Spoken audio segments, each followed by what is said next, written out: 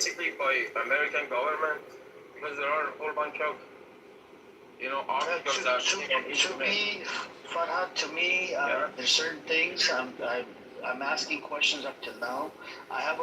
There's two things that I'm asking questions. This was reported on the police report of 9/11. They could not recover the black box. You agree? That's in the airplane? Near the trade center. Yeah. They could not recover the black box because it was blown into pieces. Yet they were able to recover mint condition. Hang on. Yet they were able to recover mint condition passports on the floor. Okay, and there was another person that was a passerby. Gave one of the passport to the cops, and that son of a bitch cop still doesn't know who the person was up till now. So I want to know, how did they get the passport? Yeah, I want to know who was the passerby, who gave them the passport, who gave the cop a passport, NYPD, and the two passport on the floor. Who does, why would they use this passport and the other passport trying to do what they did in fucking Iraq and Afghanistan?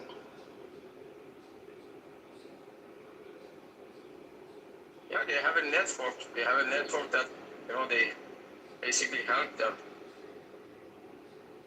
They went to, flying lessons, and they got the certificate. They have a whole bunch of things. So, it's a pattern of what you guys are thinking, that everything is planned by, the imperialism and, the terrorists that actually committed this crime. They were innocent. They didn't do anything. That was U.S. government, that was Israeli government. Did I say this? I didn't say this. Not gonna help. I didn't say that there was a U.S. government. You never heard me. I want to know the passport situation. You want to know about passport issue, but you don't know those 19.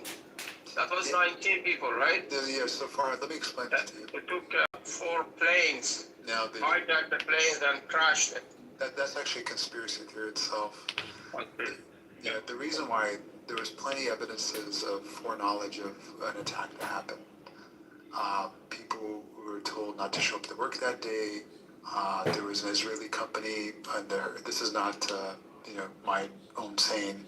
This is Haaretz. They have an article. You can look it up. It's still archived. An Israeli company called Odigo, O-D-I-G-O, was informed not to show up to work that day. Their employees were sent messages hours before the attacks. Their employees in the World Trade Center. For Israel, is that what you're saying?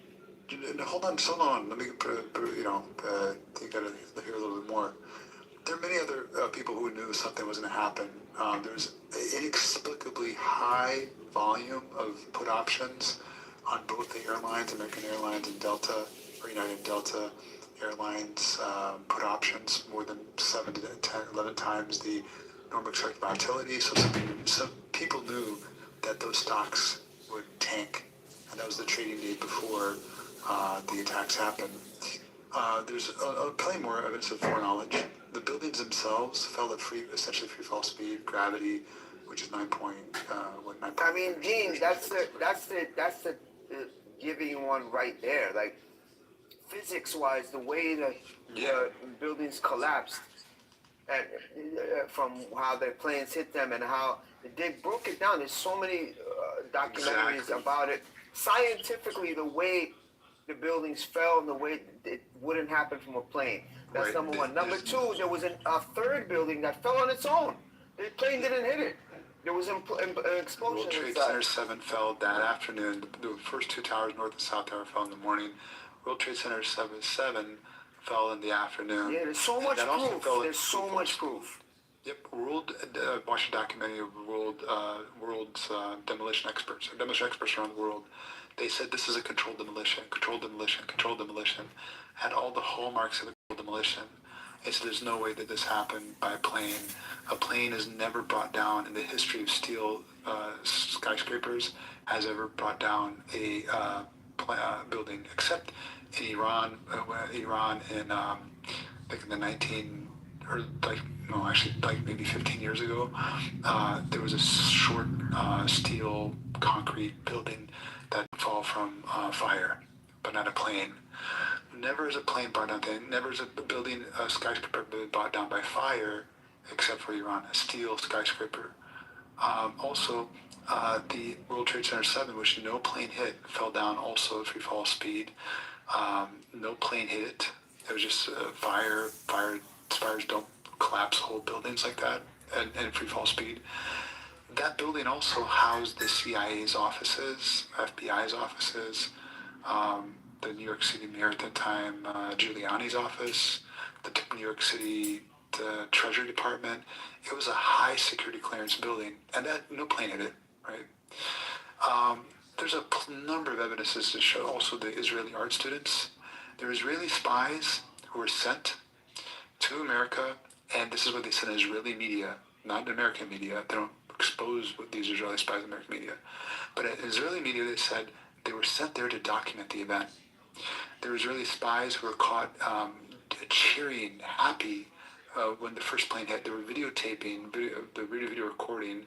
I think they had videotapes at the time, or video record these cameras. They were recording the first plane hitting, and they were happy that it happened. They were cheering. The witnesses, they said they were cheering or dancing. They were very happy it happened. Those were detained, the spies were detained for 72 days without charge, or they were sent back home. I don't know if there's charges or not, but they were sent back home to Israel. And when they got back to Israel, said they were sent there to document the event. So that means they flew all the way from Israel to America to document something, an event, and they had their cameras ready for their first plane to hit. Now you put two and two together. Who do you think did it?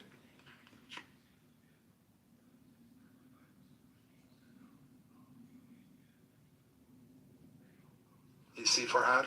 Do you have documents about those food options for you said American Airlines? Which one? Which airline?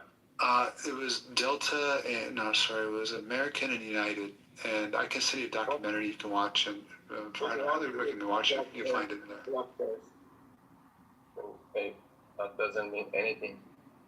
No, Farhad, the put option it means something. It doesn't mean everything. But when you piece a lot of evidences before knowledge, and when before knowledge means knowing something that happened beforehand. Also, Farhad, this is huge. Condoleezza Rice lied in front of Congress, in front of the American public, that we never had an idea that terrorists could use planes to hijack them to target tall buildings. That was a lie under oath. That's a felony. No, of course they knew. Do you know that America, since I think the 10 years prior, they practice every year a drill that simulates planes being hijacked to hit buildings, and it's called NORAD. NORAD is the during Clinton's time they were doing. Happened during Clinton time. Once a year they would practice a drill. They happen to be practicing the drill before in the same time the first plane hit the building, and that there was a drill happening where American pilots were up in the air with fighter jets. They were simulating a drill where an American commercial airliner would be hijacked, and this would hit a building. You know what? In the Freedom of Information Act, they redact, meaning they black out which building was the target in that drill. On Tuesday, September 11th of 2001. So there's a building that was supposed to be attacked in this drill, but they won't let us know what that building was. Is it the World Trade Center? Is it Pentagon? What do you have to hide? Right? So they lied to us. Condoleezza Rice, the government lied to us. Also, the Israeli art students, they were on the floor of impacts where the floors hit, or the plane hit. They were having special access, including overnight late hours, of the floors where the building where the plane hit. What did happen to them? They were held into detention in America and sent back home. Nothing. Just like the Israeli pedophile who's the head of cybersecurity or something in Israel. He's a government member. He was caught trying to have sex with a child Listen, listen. in Vegas. Yeah, but he was sent You back know, home you without are charge. going through so much details that I guess most of them are not verifiable. No, these are They're all verifiable. Bro, there's so much information out there. Where are you? You're 25 years late. You're 25 years late. Hold on a second. You're missing the big picture. You're going through all those details, but you're missing the big picture. The big picture is that what did they get from this plan? What did they get? Okay. So Can you tell me what did they get Afghanistan? Did they get Iraq? What did they get as a result? Okay, we'll talk about that. But first, everything I've said is verifiable. Just 1 sec, because I've researched this. These are all with major news publications within America, news media outlets, also within Israel. These are all verifiable facts. Everything I said was 100% a fact, according to the FBI, according to American media, all a fact, including Israeli media. So everything I said is a fact. There's no way around it. And you can even quote Fox News, CNN, New York Times. I can quote Haaretz for you, the Jerusalem Post. Everything's verifiable. So these are all facts. Now, when you want to get to motive, of course the motive. Netanyahu went on public record saying this is good for Israel. This attacks, he almost literally said it in that way. It was good for Israel. He said it's to their advantage that this happened. Many Israeli thinkers were saying this is actually great that it happened. And they used it. And they're bought out politicians in the American Congress and their presidents, who I'm sure are entangled Epstein, as leverage, honey trap them to convince them to go to war in Iraq, right? The second time around. The first time around wasn't quite sick. They didn't do enough damage, and they killed 1 million people. Wasn't enough, right? Through direct combat or direct assault, and also sanctions. Madden Albright was asked. Saddam Hussein invaded Kuwait, right? Yeah, but do you know why they invaded Kuwait? Because Kuwait, right? It's not just as clear as that. First of all, Saddam Hussein is an American ally. Saddam Hussein visited the White House. Saddam Hussein was trained by the CIA in 1971 in Cairo. Saddam Hussein was an American asset. He was an ally of America, right? Shaking hands with Bush, right? But the moment he decided to attack Kuwait, that's when the plan that U.S. had already enacted by, spearheaded by Zionists, was put into action.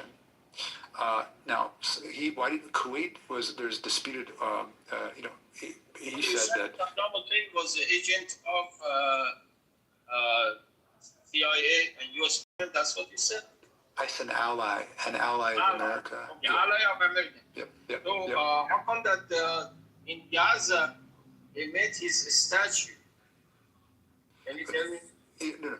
That I'm talking about America right now and Saddam's relation. We could talk about Gaza. Why did he make a statue? Because Saddam Hussein fired Scud missiles. I think it was in 1991 or 92. He fired them at Israel. So obviously Palestinians, they'll be happy. Anybody's protecting against the genocidal, maniacal Israeli government. Of course, they'd be happy if somebody defends them against the oppressors. American ally attacked Israel. Okay, it doesn't make sense to me. Who attacked Israel? Oh, an American ally.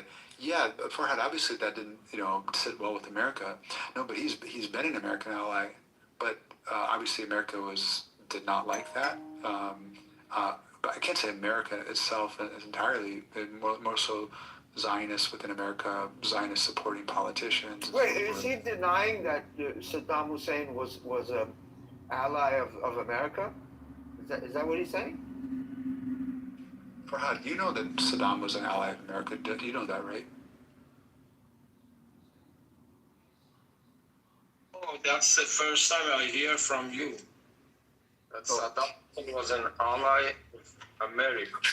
No, we're asking you. Do you? What about Khomeini? Khomeini was also No. We're not doing that. We'll go one by one. Do you believe that Saddam was an ally of the United States? I mean, it's a yes or no. Sorry, I'm driving, so I have problem with microphone. Oh, okay. No, I don't believe that. I mean, as far as I know, Saddam had a good relationship with the East. It is Soviet. Okay, so we totally are gonna have amnesia about the Iran-Iraq War and what what backing Saddam Hussein had from America. We're gonna just ignore that. Check out the link. Normal running away from resistance. Oh, are we gonna ignore that, Farhad? So far, let's just make these easy for you. No, we gotta get past. This is crazy. Like I've never heard an Iranian say this. Whether no matter what side they're on, no matter what faction they are part of, I've never heard anybody ever say that Saddam Hussein was not an ally at some point of the United States. It was public knowledge. Those are, No. There's no. I just said I said everybody. I said everybody. Yeah, everybody. You could be You could be a Shahi. Right? No, not everybody. I talk Not everyone. to. Not everybody. Yes, everyone. You could. The only people that might say that Saddam Hussein was not an ally of the United States, and by the way, that's a delusional statement because it was a fact. Is the Mujahideen Khalq. That's it. And Saddam Hussein, I don't care who says or who doesn't say. Saddam was the secular dictator, and he was very strong. He was very what? Signals microphone. I appreciate because he was a secular government. Okay. He was not part of terrorists. That was the mistake. Really? So he didn't use. Saddam Hussein.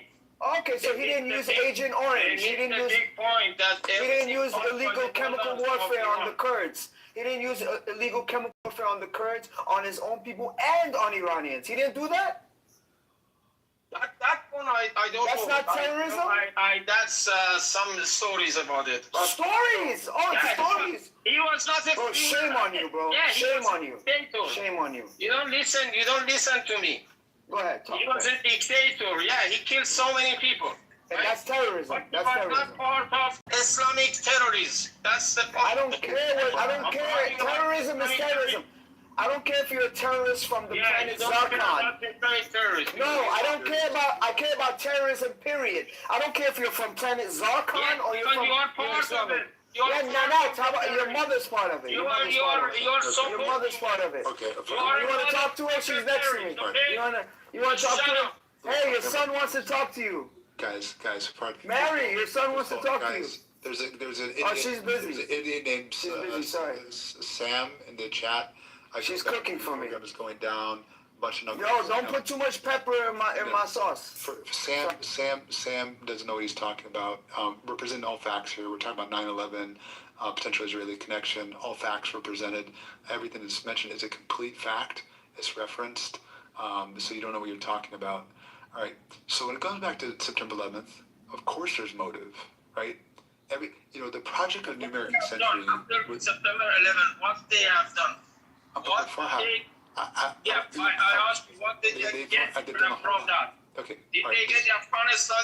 Did they get Iraq? Yeah, just listen. They did a whole lot. What's the benefit of that plan? I got you, Farhad. Farhad, have you heard of the project of the New American Century? No. Okay. If you don't know about that, then you really don't know much about it. So just make the opportunity for you to learn. About all those conspiracy stuff. No. It's not a conspiracy. No. I'm giving you facts. Everything I mentioned. The fact is your mother's cooking for me. Farhad, everything I mentioned to you is 100% fact. I challenge anybody to prove what I said is not a fact. It's a fact according to the FBI. It's a fact according to CNN. It's a fact. Can you answer my questions? I'm answering your question. What American they got from this plan? I'm answering your question. So please answer. Okay, but it starts with the project of the American Century. It actually doesn't start with that, but it's a crucial to understand the project of the American Century to understand what was gained out of September 11th. Now, the project of the American Century is headed by Zionists, conservative Republicans, predominantly Republicans. You have Paul Wolfowitz, who is a Zionist Jew. You had Donald Rumsfeld, a Zionist Jew. You had Dick Cheney, a Zionist. You have John Bolton, who's been a perennial war hawk through multiple administrations, including Democratic and Republican administrations. You had a number of neocons, they call them neoconservatives, who were part of the New Age American century, and they had a number of programs, objectives they wanted to initiate and implement, execute, but they couldn't do it because they felt their views would be too extreme for the people to accept, essentially, absent of, quote unquote, absent of a new Pearl Harbor. What was Pearl Harbor? Pearl Harbor is an attack on American soil. So basically, it would take an attack on American soil for them to implement their agenda. All right, and what was the biggest attack on American soil after Pearl Harbor? Well, it was September 11th, right? 2,000 some lives lost. The biggest attack on American soil. Okay. What And was it's, the agenda? hold on. Yeah, okay, now we establish that. The agenda, they had agendas to destabilize the country, they had the Middle East, to usurp their resources, to politically dominate the region. Hold on. Okay, no, Destabilize the Middle East, like for example Afghanistan. Afghanistan was not already destabilized before they attack Afghanistan. So the chaos in Afghanistan. No, of course. But Afghanistan, we're talking, there's multiple But don't countries. try to make it destabilized. It was already there. No, it was. But it's more than what you think about. Each country is different, all right? You know, when the communists they control Afghanistan, they start killing each other. So Farhad, That was the main reason of the civil war. Farhad, in Afghanistan. Afghanistan, the Taliban, the Northern Alliance, there's a lot of tribal warfare. It's more than that with Afghanistan. Afghanistan is different in the sense that it compared to Iraq, right? So Afghanistan didn't pose a threat too much to Israel.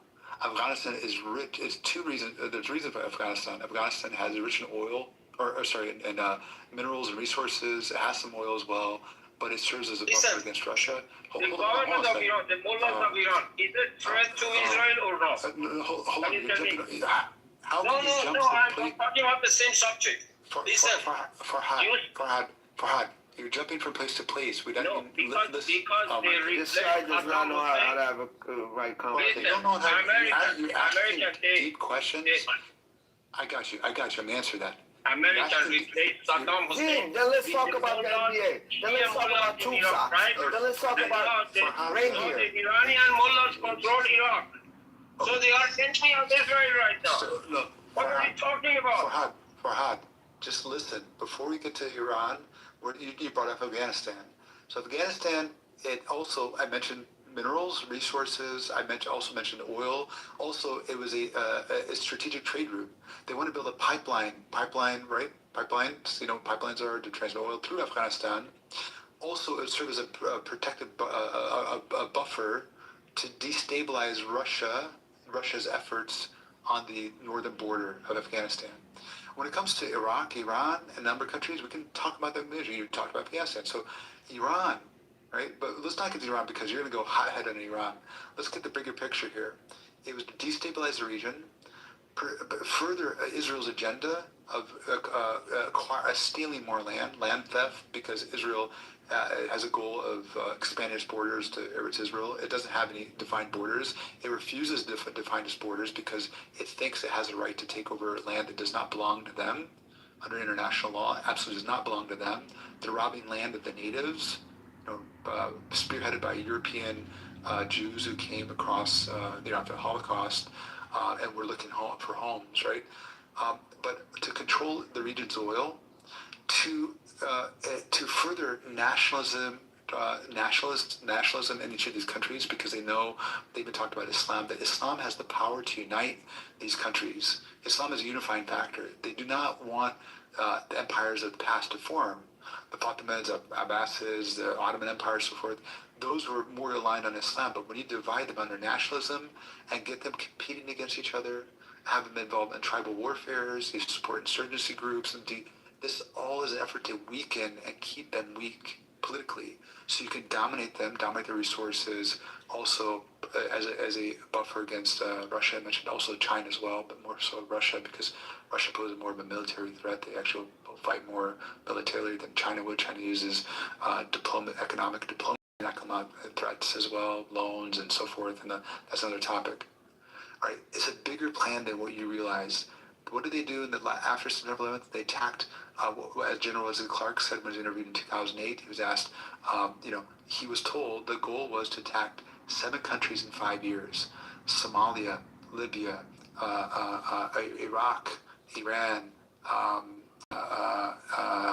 Syria, one missing one, Yemen, and there was another country, but 7 countries in 5 years. Sudan, you said Sudan? Sudan, yeah, I didn't say Sudan. Sudan. What has happened? The U.S. got involved with Libya. It got involved with Somalia. That was that famous movie people watched, Black Hawk Down. Somalia. It got its hands bloody and messy in Sudan. Israel. Just, a bunch of countries involved in Sudan. That's going on as we speak. Yemen, right? Yemen. They went through a crisis by our ally Saudi Arabia.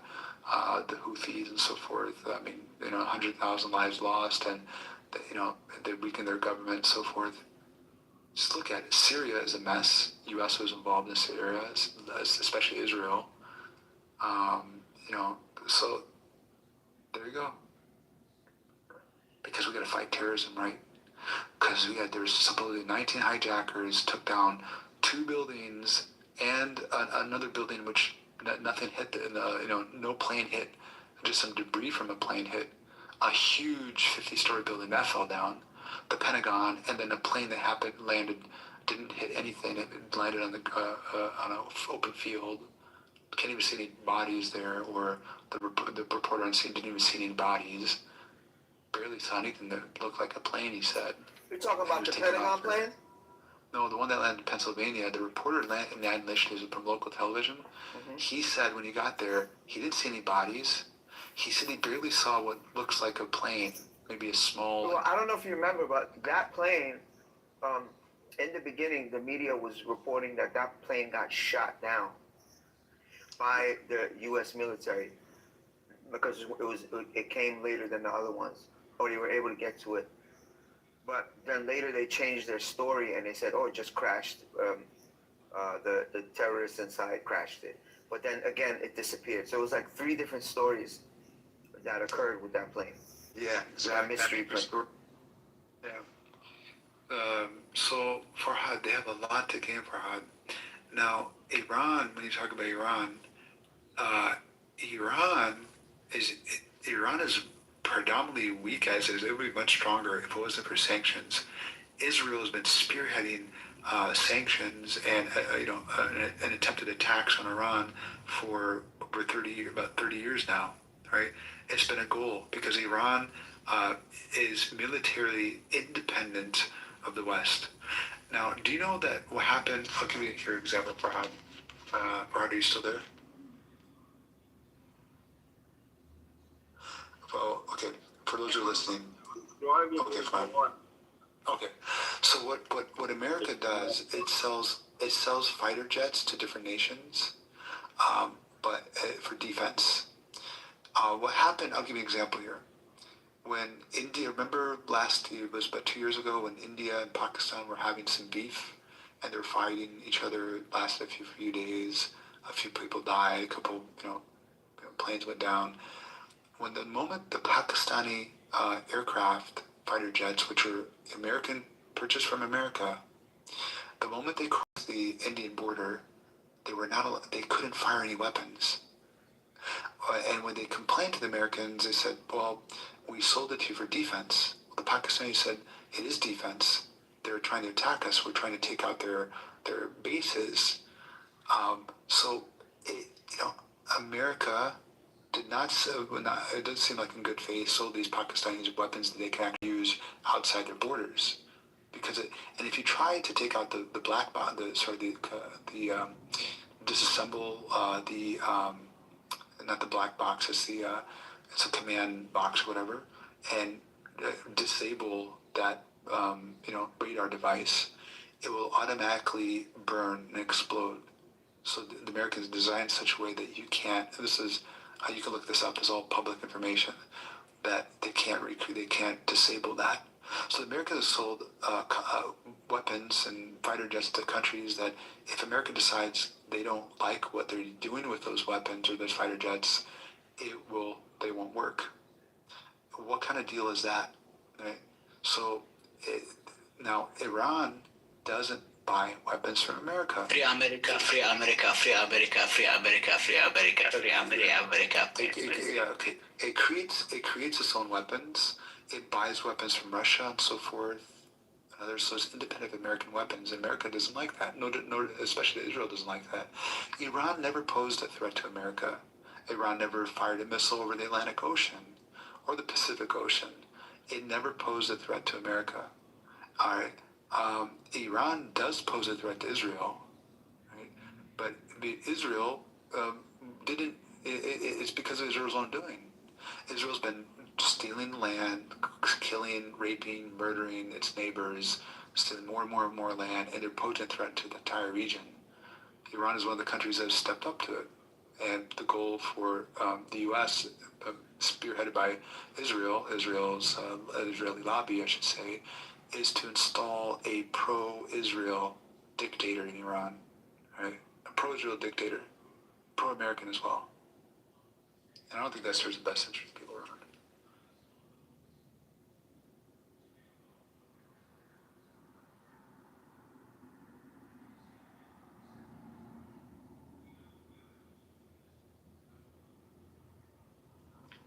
Mozzie, anything you want to add to that? Did I say anything wrong or no? I went on the phone maybe 3 minutes ago, so I don't know how you held it on the phone. Hey, what's up, Charlie? Assalamu alaikum, man. It's your new account, Charlie? That you? Yeah. Charlie, Charlie. Hello, Ahmed. Hello, everybody. Is that your new account? Yeah. Somebody, you know what happened. Okay. You're famous, man. Let me add you. Yeah, I do too. Who was it? So was it the Sungis? Yeah. Yes. Okay. Yeah, Dean. Not happy. They were not happy. I was talking about Modi and also Yeah, Dean. blocked me. My bad. I'll wait till you finish. Yeah, what's up, Mozzie? No, Charlie. My bad. I didn't mean to cut you off. Oh no, sorry. Please continue. Yeah, Dean, the biggest problem I had with what he was saying is there were two things. One, everything he was saying, he kept saying it's unverifiable, it's not fact, when it all was. And then the second thing, his stance on Saddam is crazy to me. I've never heard one Iranian ever say that unless they were like a traitor. Like, I don't care if they were down with the Shah, if they were, IRGC, or they were neutral. I've never ever heard that, bro. Mind-boggling. Yeah, I mean, when you have biases, bigotry, or a view that you wish that, you hope that it's true, you'll misinterpret things in your mind. He may have learned it once in his life, and because of his views, he's trying to recreate the narrative, reshape the memories he had of what he had read, I don't know. I can't really explain his psyche. I mean, it's simple. It's simple.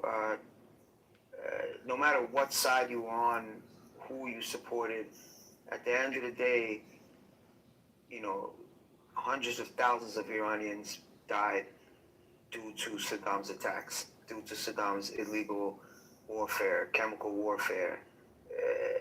So no matter what side you're on, that many Iranians died. So whether it could have been your family, or it could have been just your fellow, countrymen. Like, that's crazy to me, to support somebody like that. Yeah. And again, I don't care what religion you are. I don't care what side you're on. I don't care who you support. It doesn't matter. To give credit to that guy is nuts to me. From Iranians, of all people on earth, you know what I mean? Yeah. And look, Iraqis who are against Saddam, they came out saying after America got involved that they were better off with Saddam. Yeah, that's crazy. So that just shows you the damage that America and Israel have done to Iraq. Iraq, there's a book I recommend to read. It's called Paying the Price. No. It was Fire After the Ice by Ramsey Clark. Ramsey Clark was a former attorney general under the Kennedy or Lyndon B. Johnson administration, and he is the only former U.S. attorney general. He is a big shot American politician who's testifying against the American government in front of the UN. His testimony, you can look it up. His testimony, his speech, he talks about the damage we did to Iraq, how we fired 110,000 sorties basically sending missiles, bombs, and so forth, the equivalent of 7 or 8 times Hiroshima. We bombed buses, public transportations, gas depots, bus depots, gas stations, hospitals, a baby milk factory. There was 34 hospitals were bombed. A bridge that had a market with 125 people, that was bombed. They bombed so many places. They used depleted uranium. We decimated the society. Estimated 500,000 children at that time were, estimated to have been killed, died, however you want to name it, but they were murdered essentially through sanctions. And Madeleine Albright, who was the former Secretary of State, who said that, was asked on television, do you think the price, meaning 500,000 children, was worth it? And she said, do we think it's worth it? What kind of depraved, was it really worth it? What would it do to Iraq, right? Bombing into the smithereens, is that the American way? No, it's an immoral way. America does many great things around the world. It does many things. I think there's good actors, good actors like in Hollywood, maybe good people in good faith want to, help the world and make America a better place. But also there's actors who are just simply evil and have devious agendas for, on behalf of Israel, on behalf of their own pockets, their family. Making their family rich, themselves rich, and maintaining power and so forth. Right? Yeah. As Amir would say, yep. Yeah.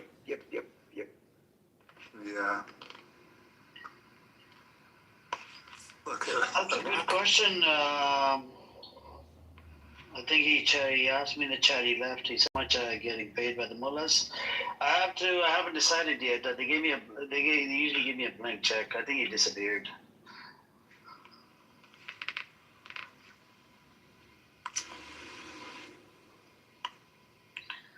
Crazy.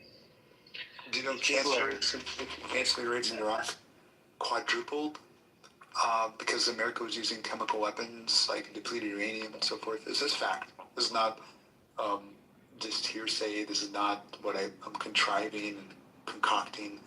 Just look up America, the U.S. government's use of depleted uranium in Iraq and read on. Read up the Amnesty International, Human Rights Watch, read the reports on America's devastation, of Iraq, through sanctions and so forth. These are all facts. Ramsey Clark, he's an attorney general. For those who don't, he's the head barrister, the head attorney, the head lawyer of America, who testifies against America in front of the United Nations about the damage we've done in Iraq. But Israel's pushing this war. But are you learning anything, or are you just here to troll, man? I think that right now everybody knows what is happening, right? No, I guess it's about the side. Everybody has chosen a side mostly. I don't think so. Any Israeli or any Zionist, they don't know what they're doing, right? Every motherfucker, they know what they're doing. I guess it's like a waste of time even to engage with those motherfuckers right now. Yeah. It is still about those mullahs, how much the mullahs are paying you. Nobody's talking about those fucking Zionist Jews. Or nobody's talking about the state of Israel. Nobody's talking about what even those motherfuckers are defending Jeffrey Epstein right now, By the way, Amdani and Modi, Epstein files, Charlie. Have you been a target? We were talking about Target, you should go after Modi, the Sangis, right? And relate to the Epstein files. Why do you think I was mask blocked? Okay, that's why. Yeah, because of that Hardi Puri and everything. So we already discussed it. That's good. That's good. But they're like, nahi, nahi, ye hamara Bhagwan hai. Oh wow.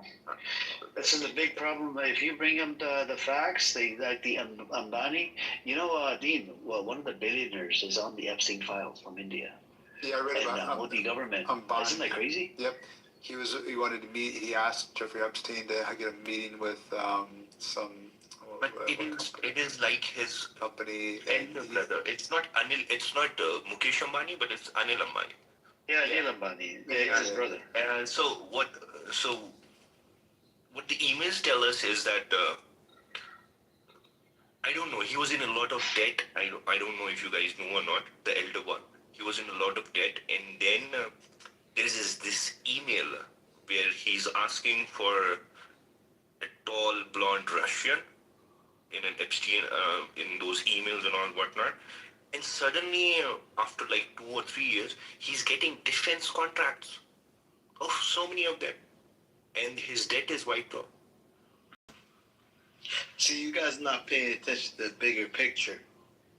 You're just getting fed by the media giants. You guys are slaves to the media giants. The bigger picture you need to be focused on right now is the board of peace. They're going beyond Gaza.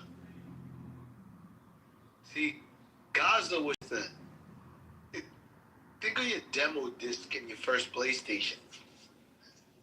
That was just their beta version. Then they're going to expand to Haiti. See, I don't want to die, so I can't disclose a lot. But, yeah, man. Peace, kifaholic to my brothers.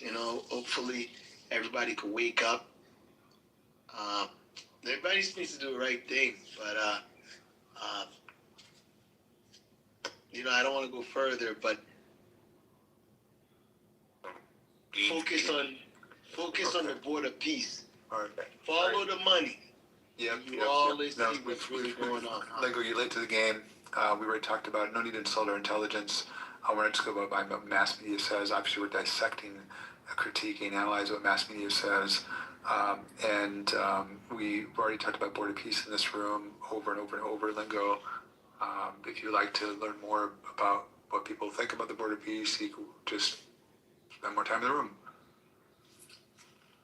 I'm happy to be here, but everybody's focused on the board of peace in the Middle East. But right now, pay attention to, I just want people to just really pay attention. The scumbags from the RSF. I'm ex-military, so it's easy for me. I'm American military, so it's easy for me to see through the bullshit. I'm sorry I'm late to you. I don't insult people's intelligence. I would never do that. I just jumped on. It's all good, Lingo. It's all good. I would never do that. Respect. I come with respect. I just caught on to what you guys were saying. And then I heard you guys going to Epstein files. That's a lot of distraction. But right now, I think everybody could save a lot of lives if we could just all stay focused on stopping the bullshit. Like the real bullshit. This shit's a mess. On all sides. I don't know if everybody's in the U.S. or where you are, but right now, the globe needs to come together to kind of stop the chaos, man. And then my apologies if I came here with a lot of passion and aggression. That dirtbag in charge of the Board of Peace, Jared, I don't like him. Oh yeah, he's a dirtbag. He's a cocky, arrogant, racist person. He wants to have Palestinians removed from their homeland. He wants to create luxury properties there. What kind of psychotic, sadistic person is that? Right? No respect. Monsters. Yeah, the kind of things that they've been doing, like maybe in those Epstein Islands and all. Yeah, there is no fucking soul, man. What do you think they do? They can do any fucking thing. You know? If you're doing something like that to a child, you can do anything. You can do anything. Like there are no morals involved. The level of violence. Mouthpieces, man. Those motherfuckers are just mouthpieces. Of course. Yeah. The level of violence that's been perpetuated on other countries to enforce laws that the powers that be don't follow. And I don't know, man. This thing is a mess. I'm sorry, guys. It's late. I don't know what time zone you guys on, but I'm pissed off. And I jumped on here because I saw the. Nah, like it's understandable, man, bro. You know, I hate like this thing that like you know for years I've been telling people what because I saw Israel years ago, Israel and the West Bank and just the Middle East, and I'm like, this thing's eventually this is a powder keg for chaos. And I remember I used to tell people, I used to tell my ex-wife and her family, like, eventually this thing's gonna explode. Now to preserve a lie. Look how many lives have been lost. Yeah, just to preserve a lie. 100%. Like going on. So, yeah, I'm sure Dave has some thoughts on that. Dave. Dave. Well, yeah. Yeah. There's Wait, thoughts on what? Say it again. what Lingo's been talking about. Nah, I didn't hear what you said. Oh, okay. That's all right. But. Sorry, I've been ranting. I'm No, mad. that's okay. So, and I found a room I could talk to people who are on the same page. This is in America. Americans are waking up and realizing that. We don't know what page you're on, brother. I'm On realizing. page number 10 or 9? 8.5. 8. Yeah. I'm just catching up. I was brainwashed for a while, but I'm waking up. But Lingo, a lot of people, they want to trust their government. They want to trust the major media outlets. That they think that they're acting in good faith. They're presenting information in good faith. They're presenting information that's factual. In reality, they are in certain situations up to no good. And they're trying to justify that when you support public opinion, shift public opinion towards their objectives. They want your support. They want people to question what's happening. So, Americans are working up to, Israel's, the Israeli lobby, the Zionist lobby, is influence, it's disproportionate influence on American politics. And, it's well established. Presidents from John F. Kennedy to Jimmy Carter and others have warned about it, warned about the Zionist influence in America and the meddling in American politics. So it is they're not our ally. They're not, I wouldn't consider them an ally at all. Why would you consider them ally? They're the only people that attacked our military and we did nothing. Wait, we could have settled truce at that time, right? No, they attacked one of our Navy ships. They said sorry and it was over. Yeah. So that means we settled the beef. You ended up swinging your brother and then. Okay. Hey, Dean, this influence that you're talking about, it's just like a little bit, right? It's like the same influence that Saudi Arabia has. Oh, no. No. Zephyr. I'm sorry. The rabbit hole's deep, bro. Oh, it's deep. Tell me, where is it deep? Zephyr. 4chan or Reddit? Go Lingo. If you want to, I'm going to take a snack right now when I hear Lingo try to. Zephyr, let's see. You can't compare Saudi Arabia and Israel's influence on Yeah, no, this is the United States of Israel, brother. Yeah, can you prove that, or is it just 4chan? Can you prove? Of course. Did you pay taxes? Yes.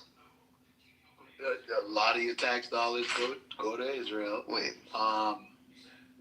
Let's see. We fund their healthcare, and this is like there's conspiracy theorists just throwing stuff around, but let's fuck the micro. Let's go to the macro. The amount of weapons, that we provide the state. It's not a country. It's a state. It's our 52nd state. Okay. Is Jordan our 57th state? Is Ukraine our Nah, 57th state? nah, What about Ukraine? All right, No, hang on a second. Zephyr, Just a conspiracy. hang on a second, hang on. So, Zephyr, what's the budget for the APAC, annually? Wait, why is that relevant?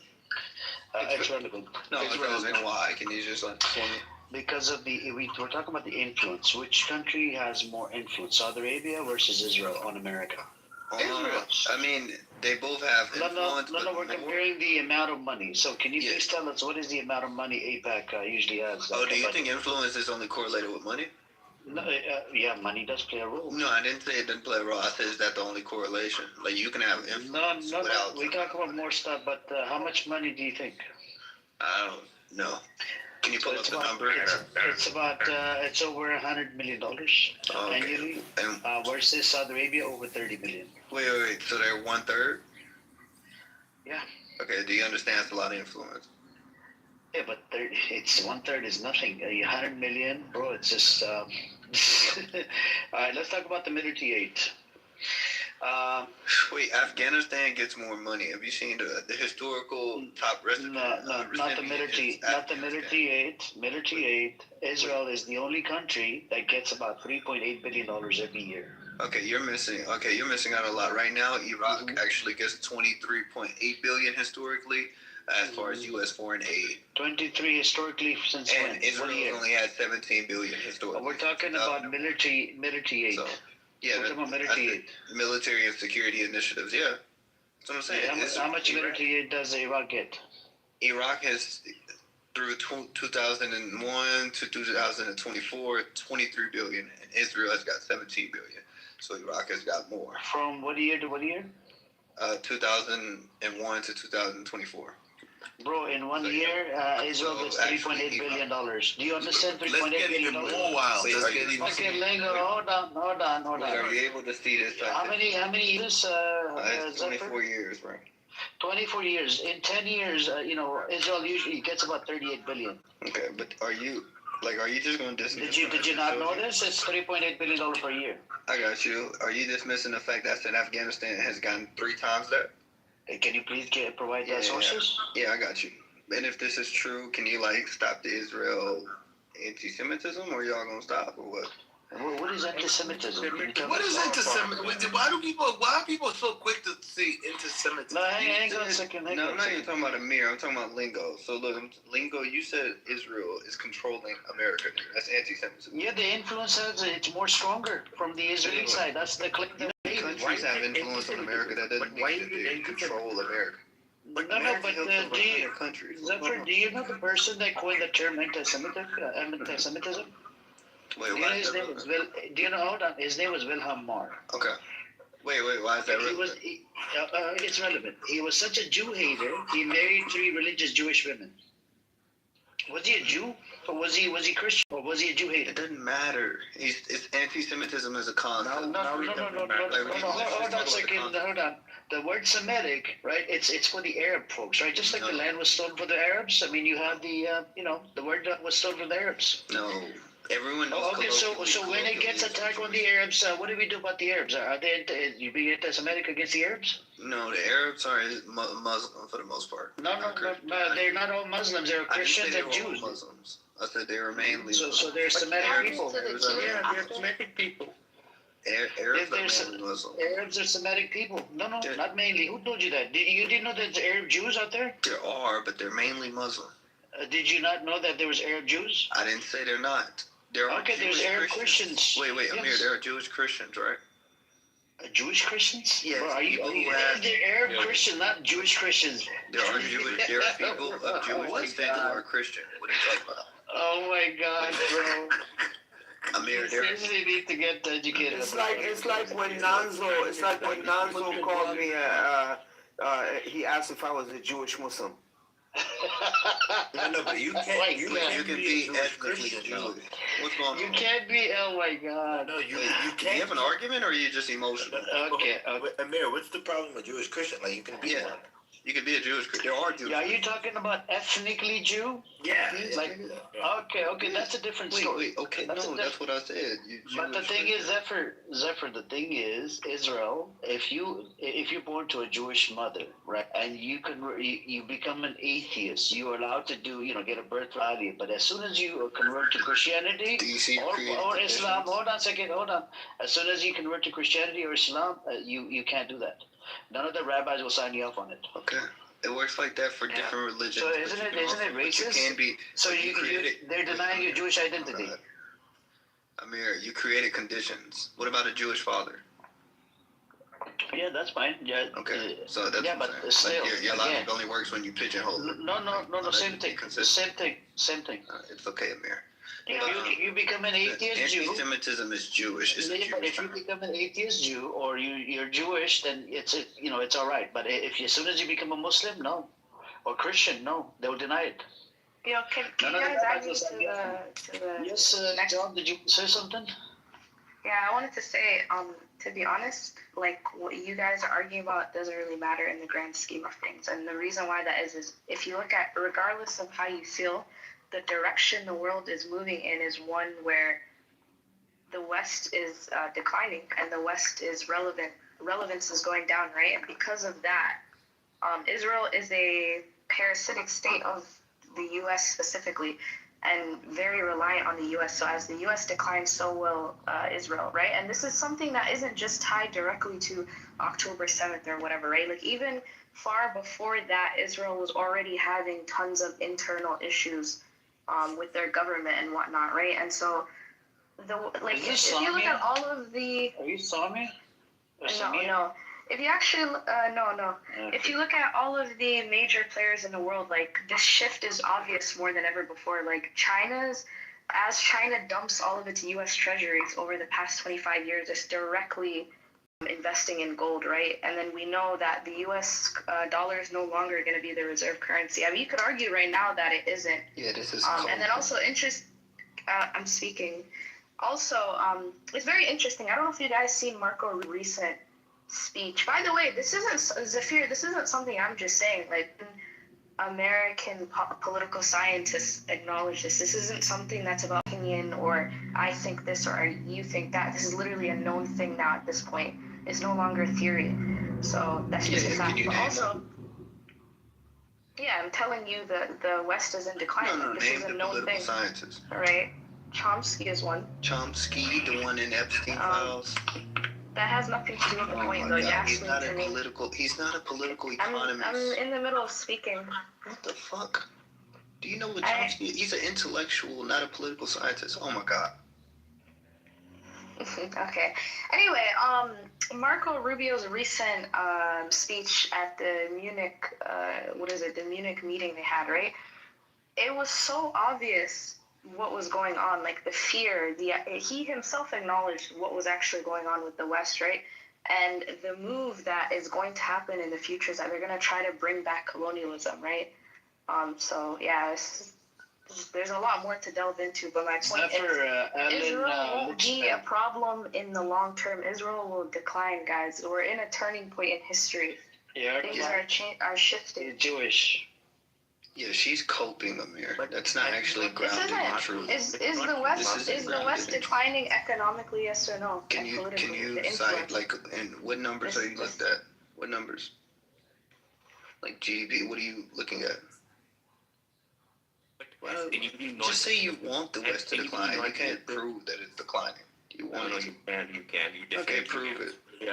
Yeah, that's what she was trying to do. But we started from influence, right? I wanted Zephyr to concede. Do you concede that Israel is the only country that gets a lot of aid from America?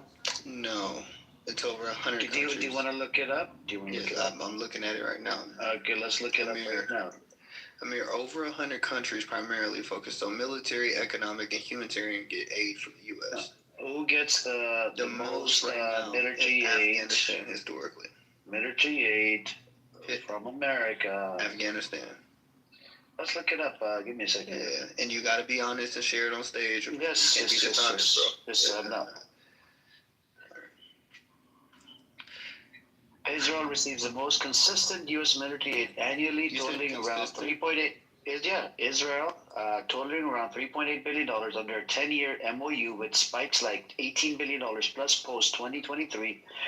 Ukraine tops recent totals due to war aid, $65 billion plus since 2022.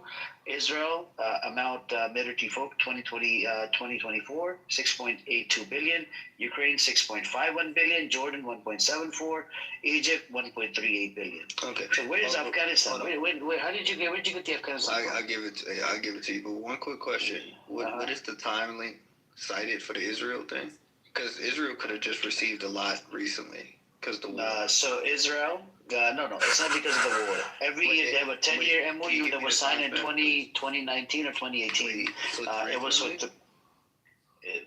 they have a 10-year deal from 2018 to 2019. So it's one of the shortest, like, quick loans, basically, for the most part. No, it's not a quick loan. It's a 10, hold on a second. Hold on, Lingo, please hang on a second. Zephyr, do you know that prior to 2018, Israel was the only country, the amount of funding that America was giving, they were the only country that could cash in the aid. Did you know this? They could cash in the aid to use it for their own expenses. Hey. None of the countries are allowed to do that. Hey, can you drop the link that you're looking at? Okay, sure. Please, because I'm looking at Ukraine, number one right now. They got $17 billion, and then Israel, and then Jordan. Dude. Yeah, here. I just I didn't want to lose my thought. Before I lose my thought, I just want to say, let's go beyond weaponry. Let's go beyond financial aid. Let's look at the immigration. influence. Do you know I how was many trying to. Israelis hold dual citizenship in the United States of America, which gives them investment powers? Man, I don't want to. I like listening to you guys.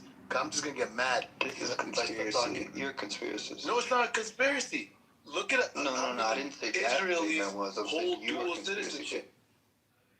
Like, Do you think Jewish people run the world? like the Russians? No, I'm not anti-Semitic. Stop trying to point me. Well, you said Stop Jewish trying to paint people me control for America. anti-Semitic. That's No, I said Israelis hold dual citizenship. A lot of them.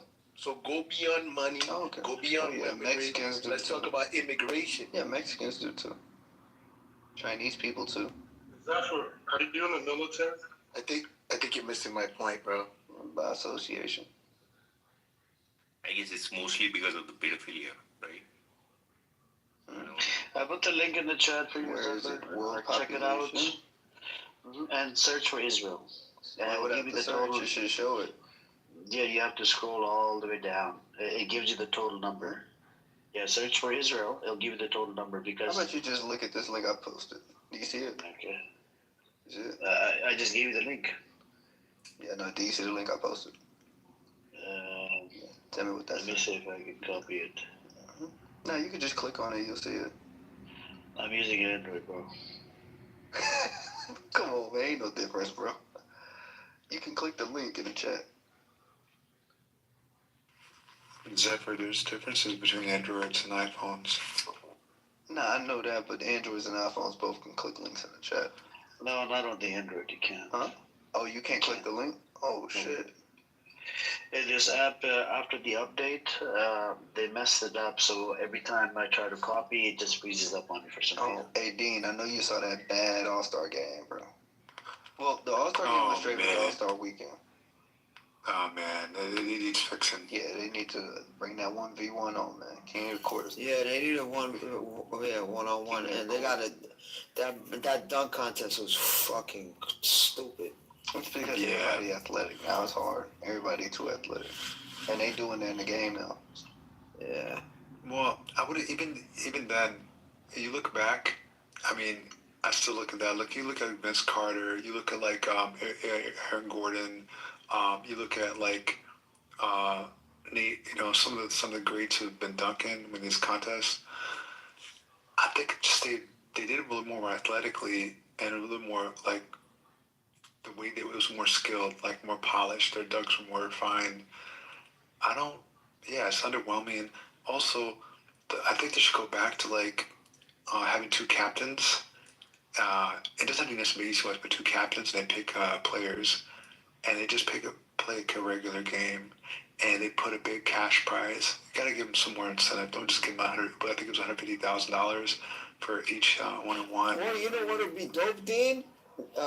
You get two captains, and then you have a bunch, the players, and you know how like when you pick up on a court, yo, I got him, and then you be like, all right, I got him, like back and forth. Yeah. Crazy, because you don't know what you're gonna get. But you're right, one-on-one would be definitely with the interesting. captains. Nah, but did they do it like that, playground style? They didn't do that. They had them set already. One-on-one would be crazy, and that method of picking up players. Did you read your link, bro? It literally says number 2 ranked, bro. Yeah, number 2, right? Number 1 is Ukraine. Wait, number 2, right? But it's That's not true point. because Ukraine. Hold on, Ukraine got it because of the war. Otherwise, it's number 1. Israel is number 1. What do you think Israel got theirs for? Huh? Right here, look. I'm reading it right now. Why did Israel receive their funding? But they get it anyways. It doesn't matter. Since they have an MOU since 2018. No, they have an MOU since 2018. They didn't start right now. Good. Hey, Amir, did you see this link too? The second one? Let me give you the link. I think You see the second one, right? Copy and paste my link. Afghanistan, bro. Afghanistan is. Bro, Afghanistan ain't getting shit, bro. I don't know if you're. Bro, they received over 150 billion. Click the link. You gonna see this? I'll give you my link. Make sure you click on it, okay? Yeah, but I did. I tried to find it, but look, 150 billion dollars. Can you explain Afghanistan getting 150 billion? Like, are y'all not upset about that? Okay. What year was it, and how long? This how is many for years? 20 years. This is 2 decades. 20 years. Okay.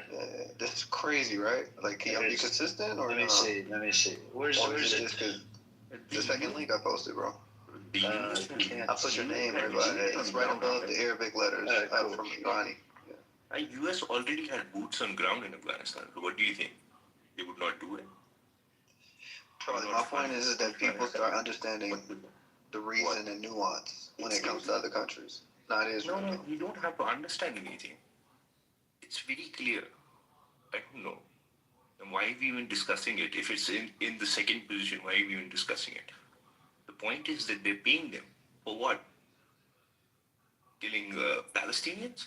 That's what the aid is used for?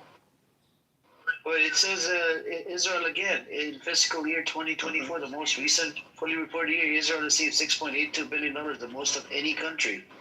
Wait, you're looking at my link, right? USA Facts? Yeah, I went to usfacts.org. Yeah, did you see the 150 bill? Yeah, but scroll down, you see the updated quarterly, $6.82 billion. Israel. Did you see the reason? Yeah, but the thing is, bro, hold on a second. It says Israel, Ukraine, and Jordan. Wait, did you not? Where's Afghanistan? Where's Afghanistan? 1.50. Okay. The top 8 receiving countries from 2001 to 2024. Let's compare it. Let's compare it. I mean, you just have to concede, bro. Just concede. No, it's not true. It is true. They've received the most funding, Afghanistan. Okay. Are you talking about the military aid or is it a foreign aid? What does this aid include? So it's like economic, military. It's a mix of things. Are you talking about the humanitarian aid or are you talking about military? I'm talking about military aid. You see, you're mixing the two now. I'm talking about military aid, but what you did is you put everything in one. Give me 1 second. I'll read your citation. Give me a second. Yeah, look for the military aid. Oh yeah, so it's still Afghanistan. So if you scroll down, Israel was second, but Afghanistan was first. So they got 4.1 bill. Israel got 3.7. Let's. If you click on here, I'll drop the link specifically. It's on the same thing, but it's a different page. You gotta click on. So is this military aid for the US soldiers or those Fedayins? Who are they giving this military aid? But over here they're giving this military aid to the IDF that we know. So whom are they utilizing? Of course they're gonna support the okay. They're gonna support the military. I mean that's a different thing. You're arguing ethical issues. That's different. Okay. Hey Charlie, are you posting? Oh my god. I think both sides kind of have like a thing where they have like people who just like dismiss facts. You can kind of support certain things without dismissing. Yeah, but the thing is, It's just dismissing. but you're mixing the two.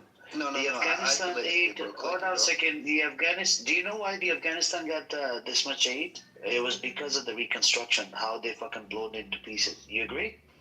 Wait, can you prove that? Yeah, I'll put the link in the chat. Yeah, prove that. And I just looked it up. Afghanistan, $145 billion reconstruction and humanitarian aid. That had nothing to do with fucking military aid. Hey, real quick, why is Israel receiving funding? Israel received military funding. No, that's military aid. Under your view, why? For the military, so that they can buy weaponry from America. Wait, what does this have to do with running America? What does that? The influence that AIPAC has on America, they spend over $100 billion annually, versus Saudi Arabia only spends, over $30 billion. Which one spends more money on influence? Well, how are they getting this money? They okay. Wait, you would say Afghanistan runs America. Hang on a second. How many people in the Congress are pro-Israel? Well, nobody can tell. I'll give you example. I'll give you example. So in 2024 or 2025, the UN hinted to the officers that we should downgrade the status of Israel. 105 Congress members, they wrote a letter to the UN. They said, if you do that, we will, take away the funding from the UN. Because they kept on condemning the actions of Israel on what they're doing to the Palestinians. 105, that's a pretty large fucking number. So again, the question is, which one has more influence? You have people in the Congress, right? They're working, literally, they're being lobbied by AIPAC and other Zionist lobbies. There's over 20 Zionist Jewish lobbies and non-Jewish Zionist lobbies, like Evangelical Christian Movement, and a whole bunch of other people are doing what they're doing, for support of Zionism.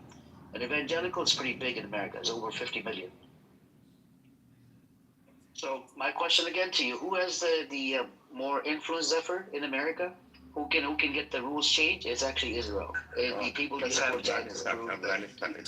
Prove that. You just kind of like started grabbing things from mixed amount of ideas. No, I'm giving you the facts. Hold on. The facts. Do you agree this military funding doesn't prove that? Okay. Does that prove it's that? It's not just a military. I gave you influence. So you have to bring up something separate. Right? I gave you influence. I told you we were comparing Saudi Arabia versus Israel. Which one has more influence? Leon, remember Lingo brought up the you brought up Saudi Arabia. No. My main point was that there are other countries that have just the same amount of influence, bro. That's it. And then I started bringing up other countries. It's not mainly about Saudi Arabia. Mm-hmm. So Saudi Arabia is just one example. Saudi Arabia, the lobbying is actually registered as a foreign entity. So there's a lot of rules and regulation when it's registered as a foreign lobbying group versus local lobbying group. The AIPAC is registered as local lobbying group. You see what I'm saying? So you have less restrictions because it's local versus foreign. This is why they're not allowed to spend a lot of money. This is why there's a lot of rules and regulations on this lobbying group. You should look into it, man. AIPAC, you would hear pretty much in every room. AIPAC and other Zionist lobbies, they play a pretty large role. AIPAC is a lot of politicians funded. Even that chick, Abby, on this app, she works for the AIPAC. You heard about it? She's got a plus symbol. You seen her around? She's a Zionist. Oh, shit. You seen her? Dave, you know what I'm talking about, right? Abby? Nah, I haven't seen her, but... She's an old lady, ABBI. And she owns a $30 million house, or $25 million house. Oh, shit. Yeah, she's on this Oh, app. my God, you can see up this way. Brookline, Massachusetts. These people are sitting lovely.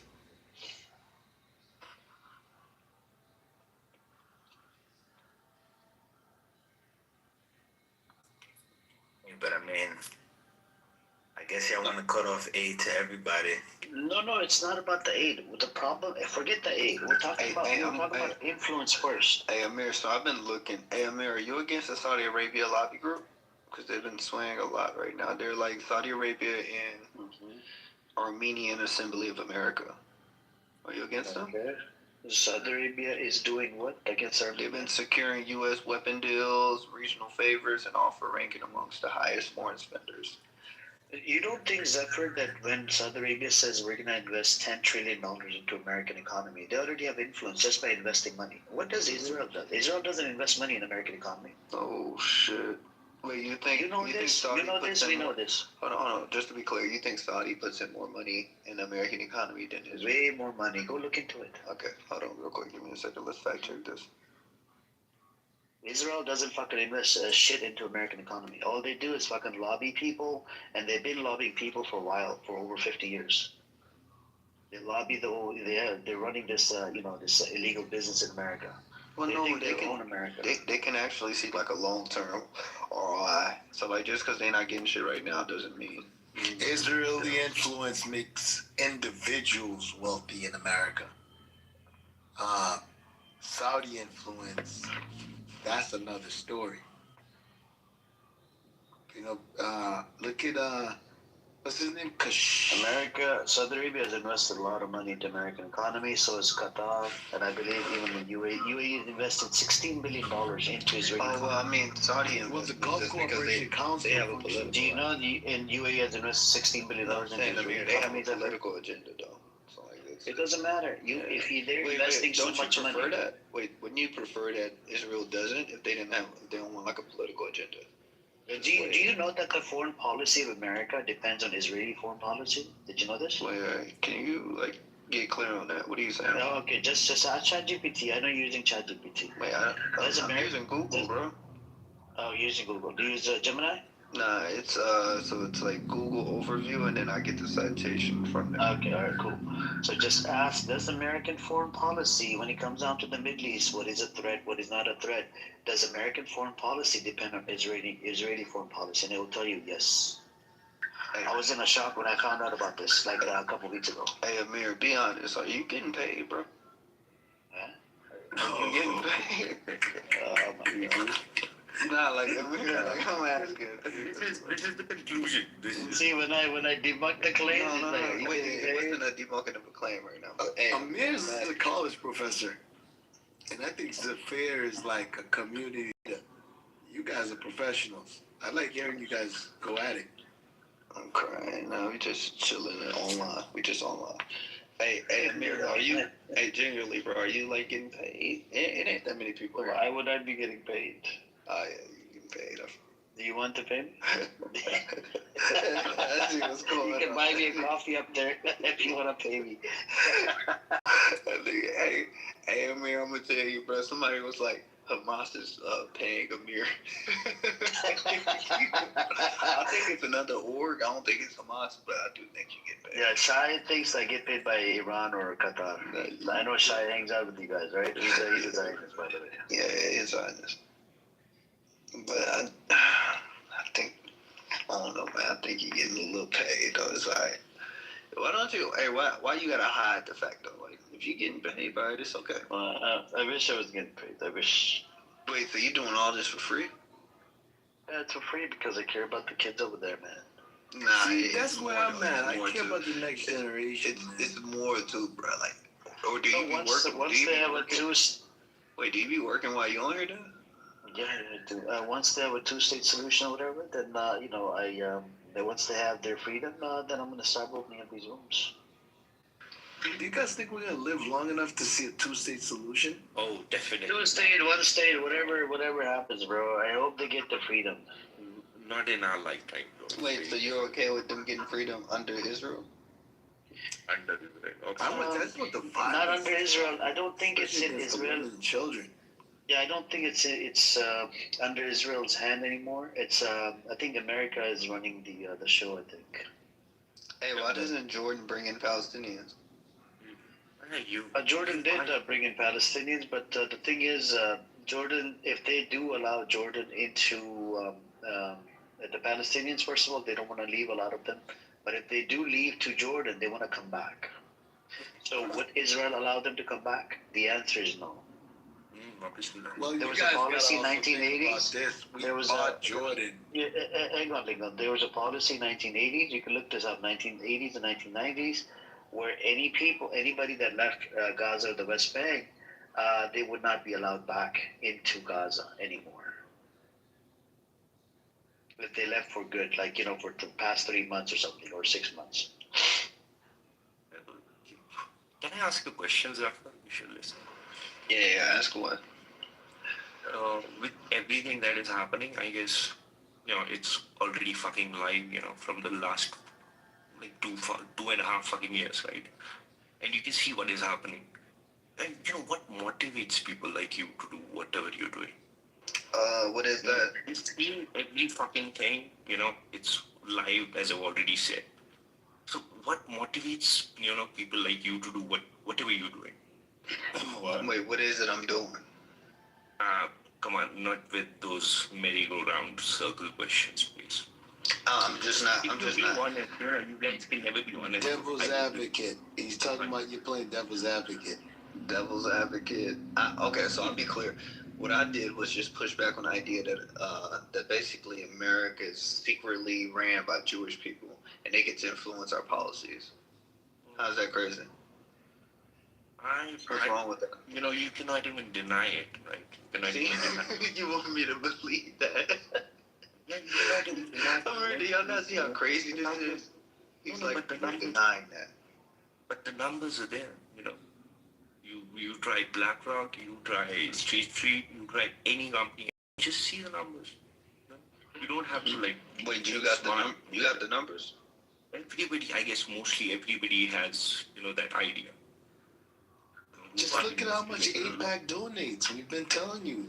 Wait, and you think You're playing with us. Wait, you think recently when Marco Rubio was talking about that colonialism thing, we got to know that who was funding Marco Rubio. It was not APAC, but a couple of Zionist billionaires. Okay, wait, okay. Yes. Wait, you think because Zionist billionaires mean that they secretly run things?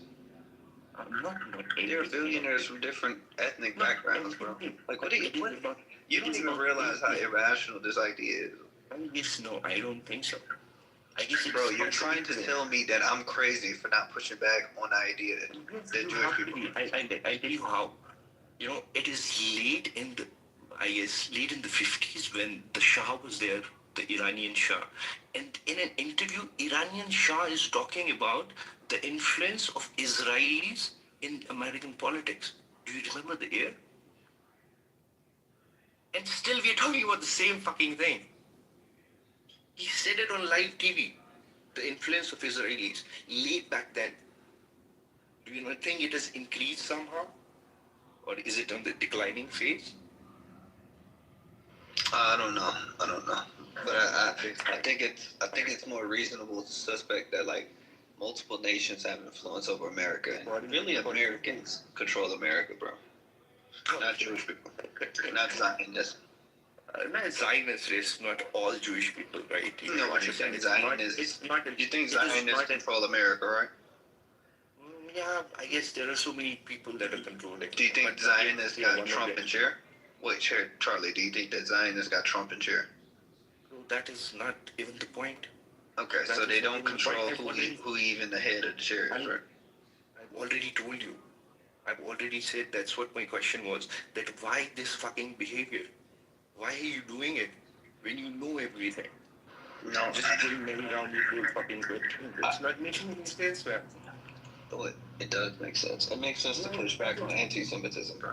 It makes sense. Fuck, I don't know how many more years are you going to milk that cow, because it's already fucking dry, that anti-Semitic cow, right? Hey, Charlie. Okay, I know you're not Palestinian here in the accent. What are you? I'm curious. What's your ethnic background? Why is this so fucking important? That who am I? It gives me context on the person's ideas. I can come from that vantage point. Okay. Yeah. Is it like in Zionist tactic to figure out things? Bro, I'm not a Zionist. I don't care about Zionism too much. I was just curious, man. I don't really give a fuck about it. Like, if I cared about it, I would be, but I don't care. Oh. Yeah, I don't. You're alleging that Ahmed is getting paid somehow. No.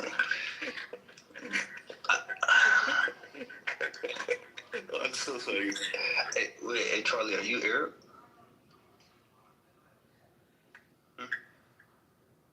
I cannot control.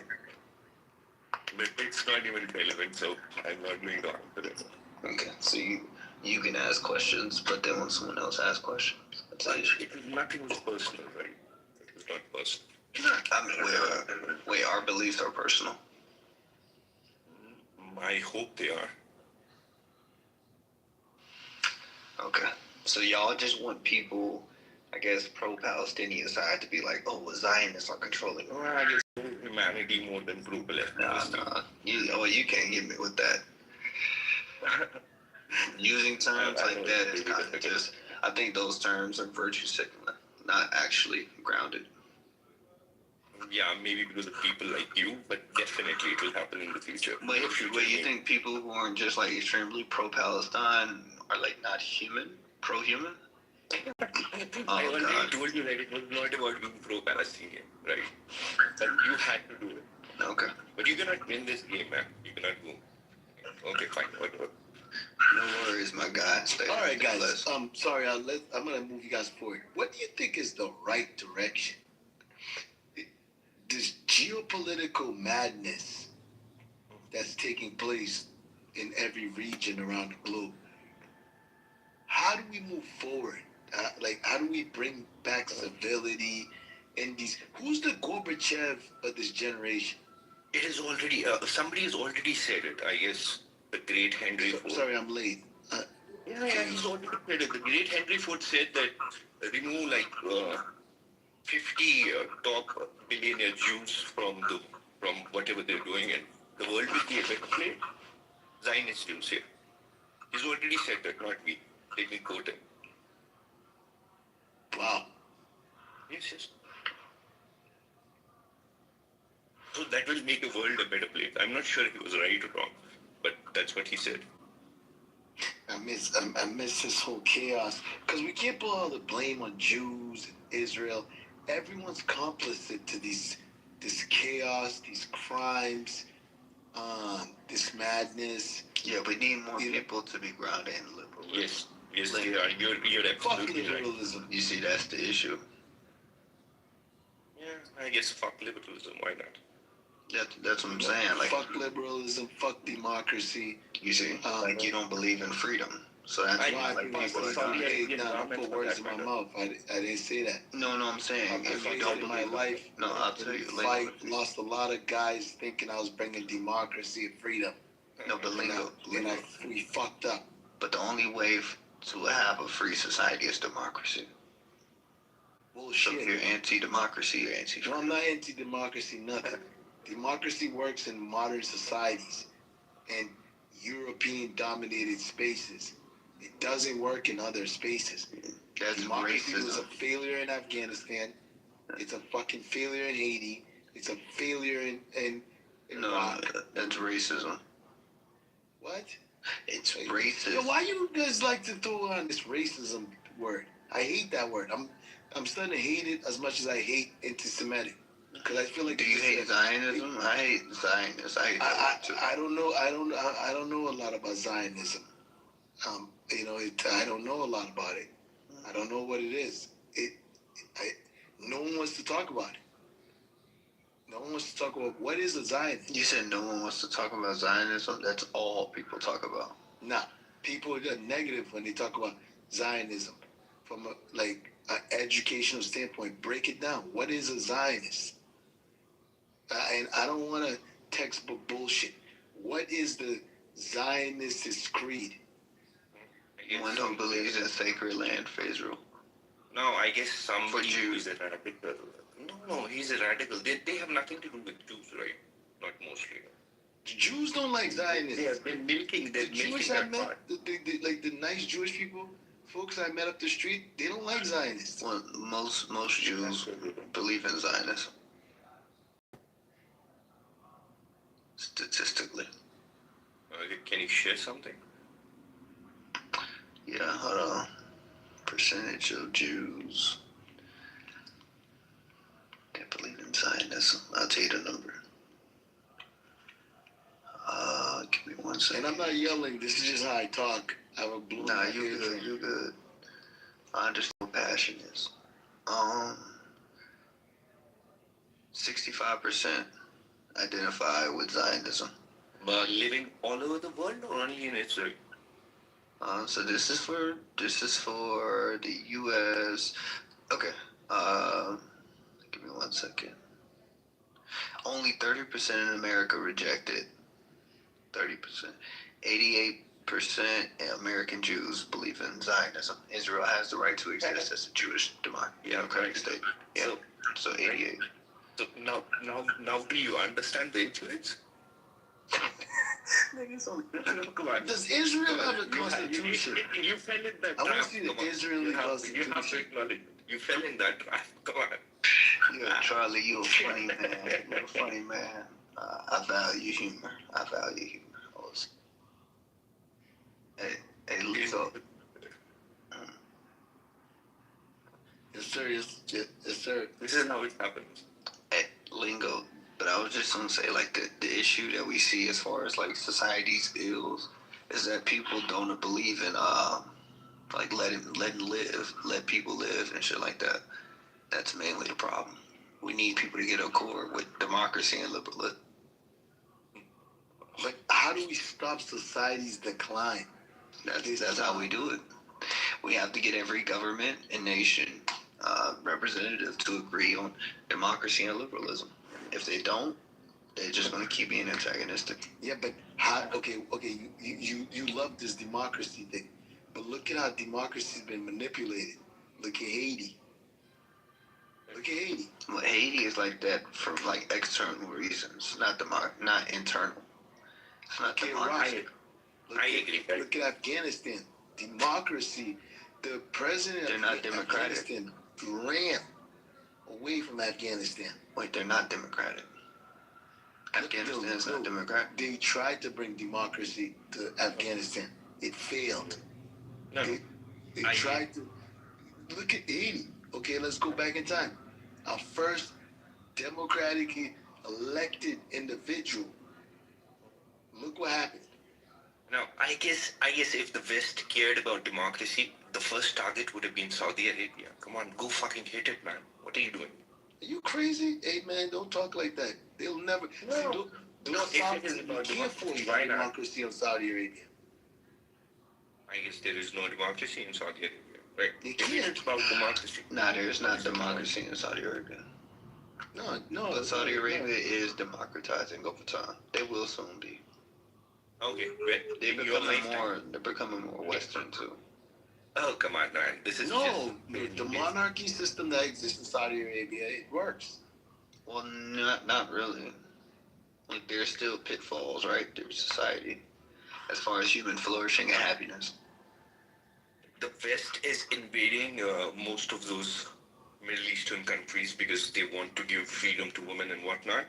But in 2023, in 2023, Saudi Arabia has given license to women to drive. In 2023. That's because of America. Why are they not concerned about the women in Saudi Arabia? Wait, that's because of America. America is pushing. Well, America can't sanction so hard Saudi Arabia. In 2023. They control the oil. Oh, come on. I can't force you to do what I want when you control what I need. It's like a drug addict. A drug addict that can afford their habits, you can't force them to suck dick. A drug addict that can't afford their habits, if you tell them to suck dick for cocaine, they'll do it. It's a fucked up analogy, but that's what it is. We're bitches for oil in the West. The oil bitches. I like that. Sorry. I'm not trying to be a prick. I'm just a realist, man. But the world needs to get better.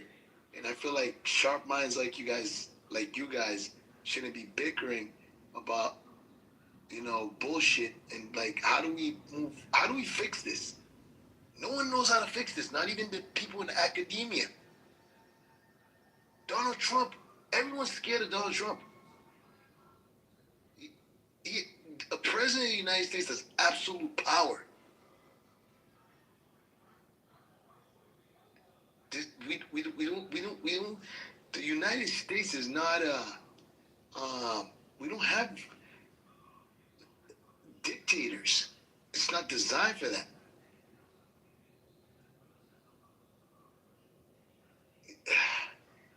I don't know, man. I don't know. We're in an ugly time, and I feel like if people don't wake up and just use their intellect,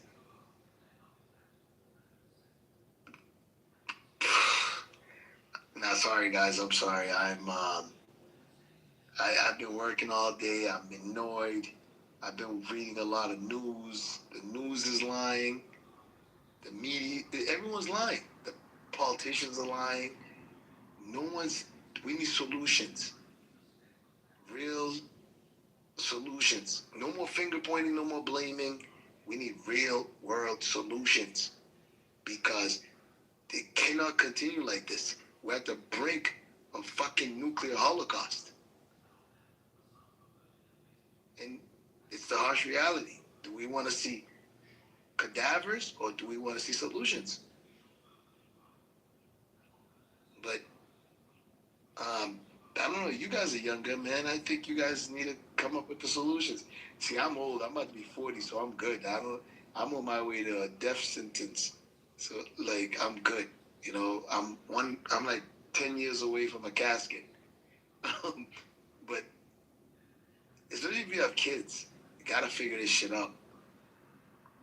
You have no choice. You're either gonna go to war or you're gonna die. Pick your poison.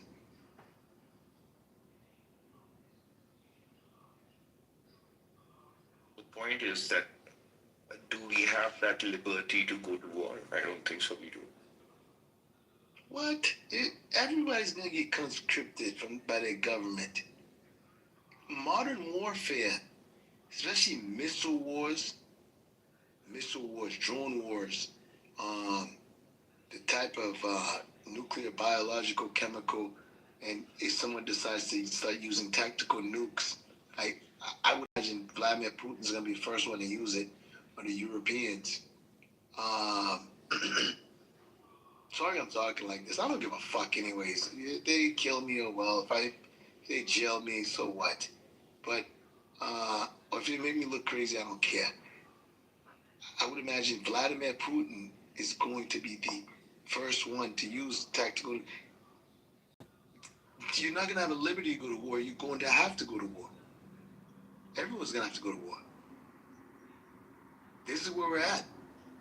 Luckily, right now, everybody's just Twitter fingers fighting on the internet, thank God. But eventually, it's going to evolve beyond that.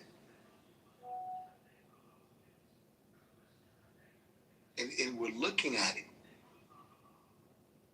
Look at the posture. Look at everybody's look at all these individual nations' postures. Look at the BRICS countries versus G7. Focus on the straight oil movement. Look at what's happening in Latin America. We're right back to the freaking 70s or worse. Those people didn't have Twitter and all that stuff, and they stopped the Cold War, and we're bitching. And we can't stand up to one guy. You know how pathetic that is?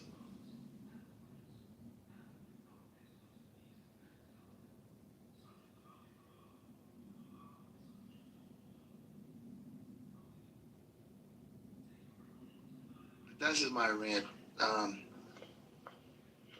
The disregarded. Where's Amir?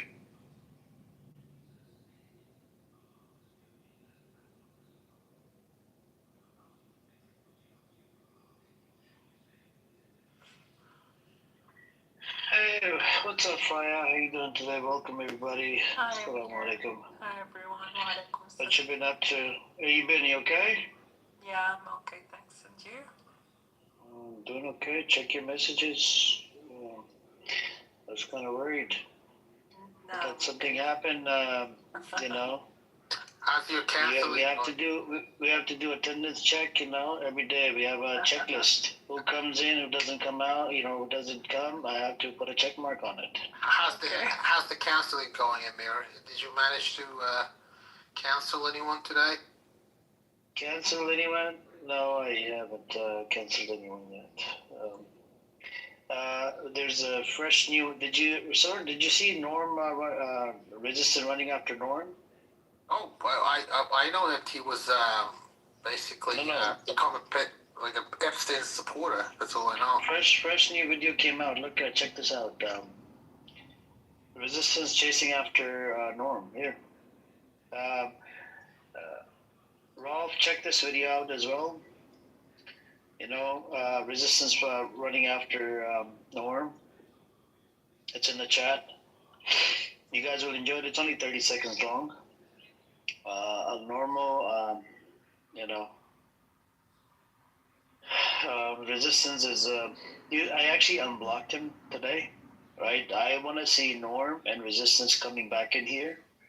I know I got cursed multiple times, but Faya, please try to refrain from engaging with Resistance. He's very, very crazy. He's got a disgusting mouth on him. Who's Resistance? He's pro-Pally, right? He's very pro-Pally, and he goes after Norm. It's a shouting match between him and Norm. Okay. So if Norm comes in, I want to see this content happen, because you know what ended up happening? My room, for some reason, I don't know why, some people, I condemn it, but you know, it kind of promotes violence. So in New York, downtown Manhattan or whatever, Resistance was shouting on top of his lungs in this room. Norm was here. And he's telling Norm, pull up here, I'm here. And then Norm is in the downtown as well. He's like, I'm here. They're shouting at each other. I'm like, motherfucker. It lasted for about an hour, and they couldn't find each other. They were both blaming each other. But Norm, I think he even called the cops because he got scared. Because Resistance, what he did at one of the protests, I think some guy, I think, touched pro-Pally person at the protest, and he punched the guy out. He punched a Zionist, right? And he got, you know, he was arrested. And guess what? He was arrested, and he was taken in, and he hired a Jewish lawyer to beat the case, and he won the case. It was in self-defense.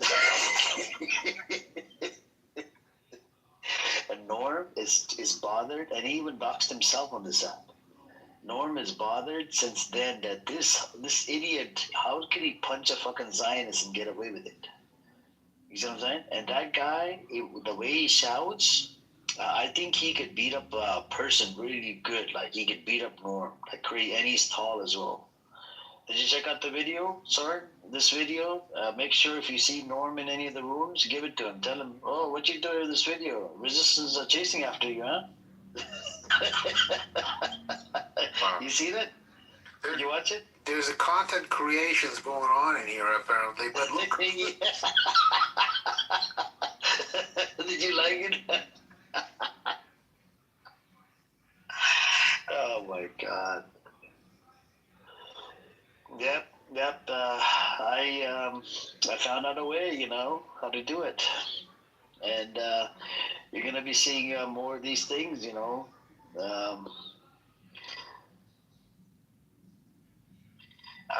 There's no word yet. Norm was here earlier today, Rolf, and he was in the audience. He was barking like he does all the time.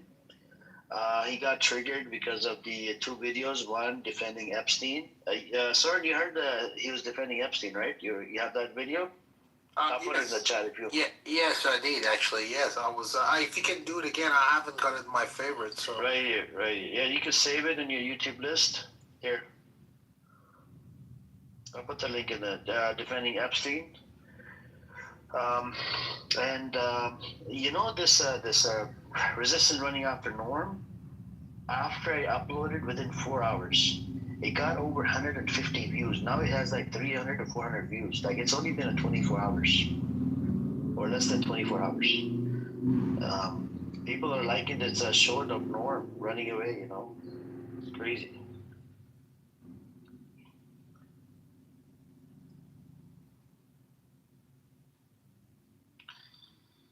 Yep.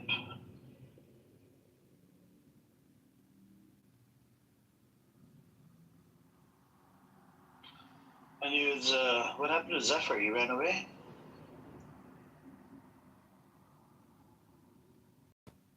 You liked it, huh? Rolf, did you like it?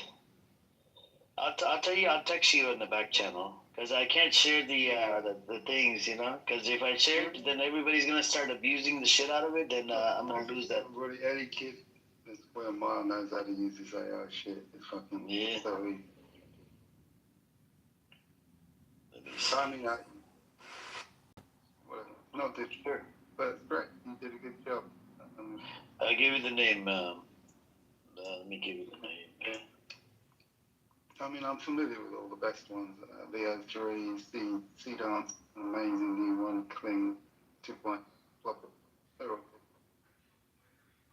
good. And there's Grok, of course. Are you, do you know Sora? Yeah, well, Sora's a good That's one. it right there. Ah, yeah. Nice. Yeah, very good. Actually, we talked about Sora a while ago, didn't we? I think we did, but what influenced me is it was we talked about it for maybe a small period of time, whatever. Yeah. I watched John Kitover's video this morning. He streams all the rooms, right? My room, people's rooms. So he was promoting the idea. He said, go on. So he was telling people in the room, one of the rooms, go on that, go on Sora and give him a like and blah, blah, blah. And I'm like, what is this? So I downloaded, I went over there. I'm like, okay, what is this about? I'm playing with it for a little bit and I realized I could do so much shit with this thing. Yeah. But I wanted to do it with Netanyahu. Yeah. Yeah, some of them want that you use. It wouldn't let me do Netanyahu. Yeah, some of them want that you use politicians. It's annoying. You could do it, but you have to upload the picture.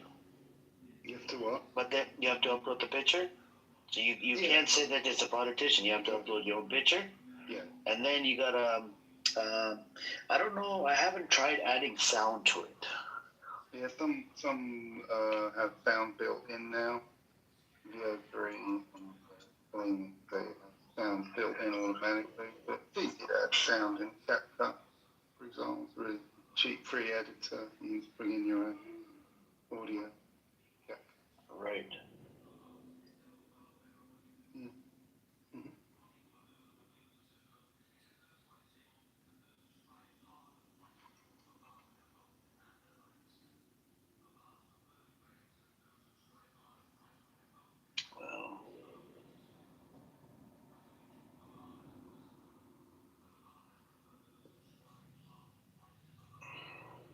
So,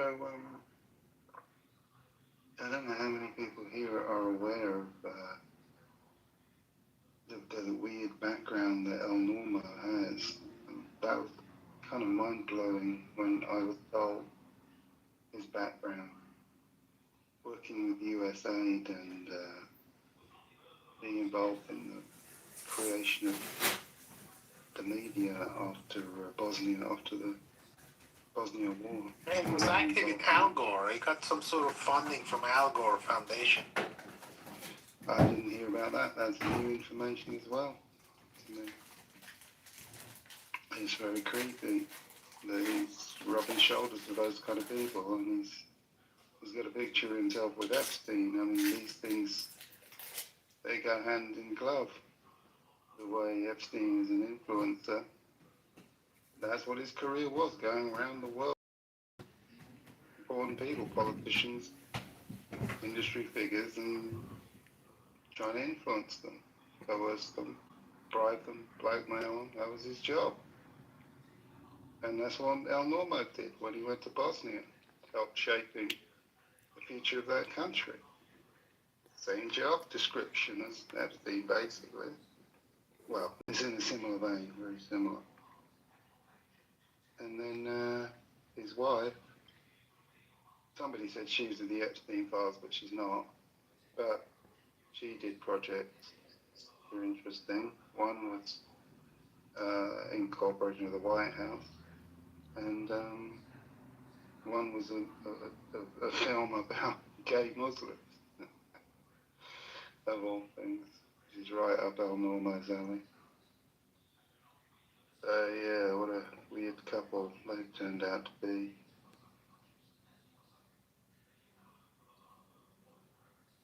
Do you think the reason that he's supporting Jeffrey Epstein is because he's from the same tribe? Yeah, well, more than that, I think he's connected into that network, and he's had direct contact with Epstein, and he may be connected in with the Hollywood aspect. He is something of a Hollywood guy, and that potentially plugs into a whole network of Zionists within Hollywood, famously. I mean, 60% of their management are of a certain persuasion, let's put it that way. And that would include potentially people like Harvey Weinstein. I looked up the films and none of them were directly connected to Weinstein that I can tell. So maybe he's never had any dealings with him whatsoever. But there are lots of Weinsteins in Hollywood, places run by people like that. And Epstein would have been all over Hollywood, of course. Celebrity and influence, they all go together. But do you think it's mainly about just, meeting their, or is it just more like a sort of ritual cult that they were engaging? Like me, I believe it's primarily political influence. I believe it was a covert, massive political influence operation by means of various techniques. Money to bribe people, giving favors. Oh, come and hang out in my wonderful mansion. Come and join the party. Hang out with the elites, currying favor. And in some cases, blackmail where needed. I don't think blackmail is needed very often, but I think it is a carrot and stick operation. You can have the carrot. If you play along, you get access to celebrity, important political figures, you might even meet royalty if you're lucky, all this shit, come to our island, hang out, be part of the VIP club, and if you don't play along, we've got pictures of you doing dirty shit with underage girls, so be nice, play along. And, people pointed out that all the leaders of the world are basically there because they were willing to compromise themselves and become trapped in this situation. That's why all of them go along with the program. Why do all the European leaders, without fail, completely toe the American and Zionist line on every single policy? And you look at them before they reached that position, they had a completely different view. They were lefties, radicals, pro-Europe, pro-democracy, and then they suddenly become the complete opposite, complete sellout.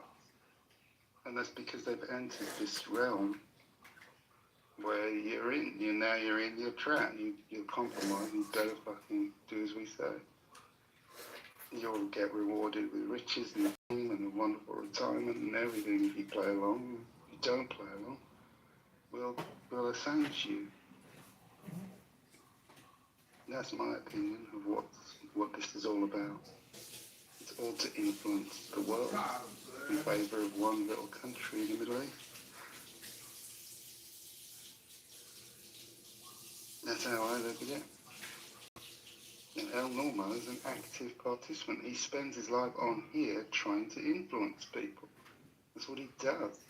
Trying to influence people to like Israel. His whole life is dedicated to that.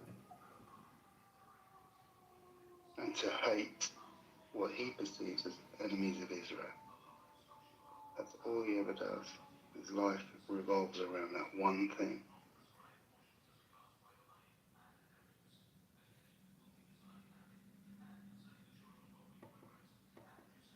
That's my assessment. I could be completely wrong, of course, but that's what it all seems to. Well, he's not doing a great job supporting kids. No, he's being incredibly stupid because he's blabbed things that he shouldn't have as well. The fact that he was on this app telling people casually that, oh yeah, you know, it's what USA does, and they were backing my projects and that, so he probably shouldn't have said that. Oh, hi, Dave. Oh my God, Amir. Oh, Lord. Oh, Lord. Are you back with, more Islamophobia to portray? Hey, what's up? What happened? You guys have each other? Yeah, is she a troll? Nah, she's just a little kid. You know, she called Coco Islamophobic yesterday. Me? I actually I don't know. called Coco Islamophobic. I called you and Zephyr Islamophobic. No, you called Coco Islamophobic. No, I didn't call her Islamophobic. Okay, so can I bring her in here? Go ahead. Okay. Oh, we got some drama. Yeah, it won't be because Coco was actually very upset. Hey, she can be upset, but I didn't call Welcome her back to Kitover TV, the only evening class where we mix miracles with microwave popcorn. Today's lesson, how the love and intelligence of God can transform the everyday. And you're starting with a love. I have to Keep asking, who's this John Kitover guy? You grew up around animals, you learn respect. 3 bulls out there this morning, noon, and night. I'm climbing on the big one. Hey everyone, I'm John Kitover. Welcome to John. Thought I'd have to fight myself. I guess there's a first time for everything. Not bad. Welcome to John Kitover TV. I cover stories about that's John Kitover. Believe it, every store clerk in this town keeps calling me. So the notice, you totally missed it. Do you want to see how she crashes out on Prince? Yeah, she's coming right now. Right? I waited 45 minutes. Dr. Adams is taking responsibility for getting him removed from the ballot. Because the Muslims, they want to play with definitions.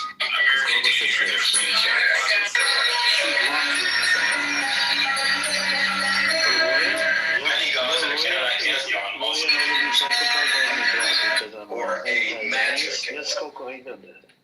Dave, I just sent that video out. Did you? Yeah, You have one of it? Something good, okay? What happened?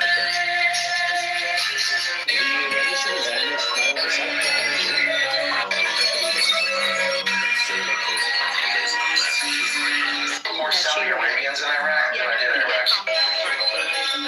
What she did was, basically they were having Themselves, they really don't have any grounds. I was asking questions. Okay, what's the point of contention in your argument? What else did I say? I don't know. I just was asking questions. I didn't take any stance. In majority of their conversation, I was quiet. And then at the end, she had blocked Zephyr. Did she block you too, Dave? No. Okay. Did she unadd you? I just met her yesterday. I never had her added. Okay. Well, I guess she unadded Zephyr and blocked him. And I looked down at my phone and I clicked her profile and I realized she had unadded me too. And I was like, that's weird. Yeah, but how can you tell if somebody blocked you if y'all are in the same room? I'm not sure. I don't know how he figured that out. But yeah, I just looked down at my phone and she had me unadded and I said, hey, Layla, why did you unadd me? And she said, well, I would say the reason I unadded you, and Ace was there too, by the way. You can ask Ace as a witness as well. I would put you in the same category as Dave and Zephyr after she had just got done calling Zephyr and Dave Islamophobic. And I said, really? You're going to make a claim. You're going to call me I almost said anti-Semitic. You're going to call me Islamophobic. Then you need to, base your claim what did I say that was Islamophobic? And she couldn't answer the question because I didn't say anything Islamophobic. And then, you know, basically she was just like, oh, well, you know, you defended them and this and that and blah, blah, blah. And it's like, I barely participated in the conversation and I was asking questions. I don't know how me asking questions to understand the conversation and debate that you guys are having is me defending anyone, but it's not. And that's also not me being Islamophobic. And then she attacked my identity, or one of her friends, one of the guys that she was agreeing with was attacking my identity. She thought that was funny. So I told her, I was like, you're being dishonest right now. I took screenshots of us going back and forth after the fact of the chat. She didn't write in the chat that when she like grouped me in with Dave and Zephyr being Islamophobic, she said that on the stage. But I took screenshots of like us going back and forth and me telling her you can't make claims like that. And you basically just telling her to do better. She's being dishonest and you just treated me wrong. But I doubt that. I watched her live multiple times in that room. So I doubt she's going to own up to it. She's just dishonest. It's weird. Hey, but I don't know if she can't tell black people apart because the people I wasn't even talking. It was Pusha and Zephyr that were talking to her. I don't know if I got into it because she heard a black voice and she thought, well, it's him, but it wasn't even me talking to her. So I pinged her in. Let's see if she comes. yeah, let's bring her because she has to get better, man. She can't keep living like this. I don't know, bro. I put the fresh SARM. As for anybody in the space, if you guys want to see Iranian chick, she's a Zionist, Iranian, Islamophobic, racist, Persian Jew. Why did you put there? Just check it out. Somebody sent me a link on Telegram. It's on the YouTube now. If you guys want to check it out, she crashes out on on Prince.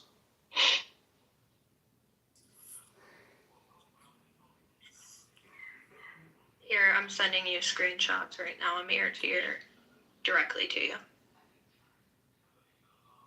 And an extra one. I mean, you don't have to send it to me, Coco. It's just because I'm sorry to say I can't resolve the matter between you and her. No, it's okay. It's okay. I don't. You know what? If she's gonna act the way she does and the way she treated me yesterday, I don't want to be her friend. That's all right. I'll live. It's okay. So you know her for a while, Coco? No, I've only known her from your space.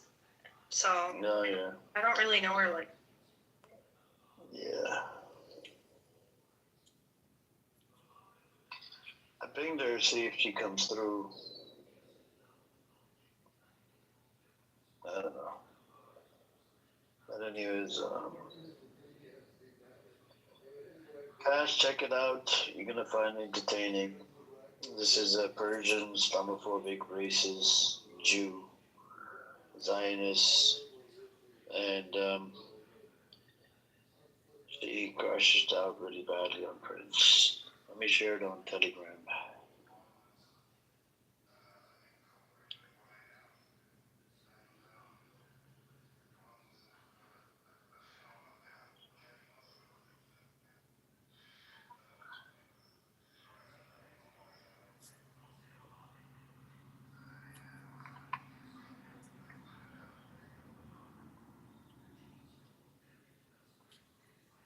So she called you Islamophobe in the chat.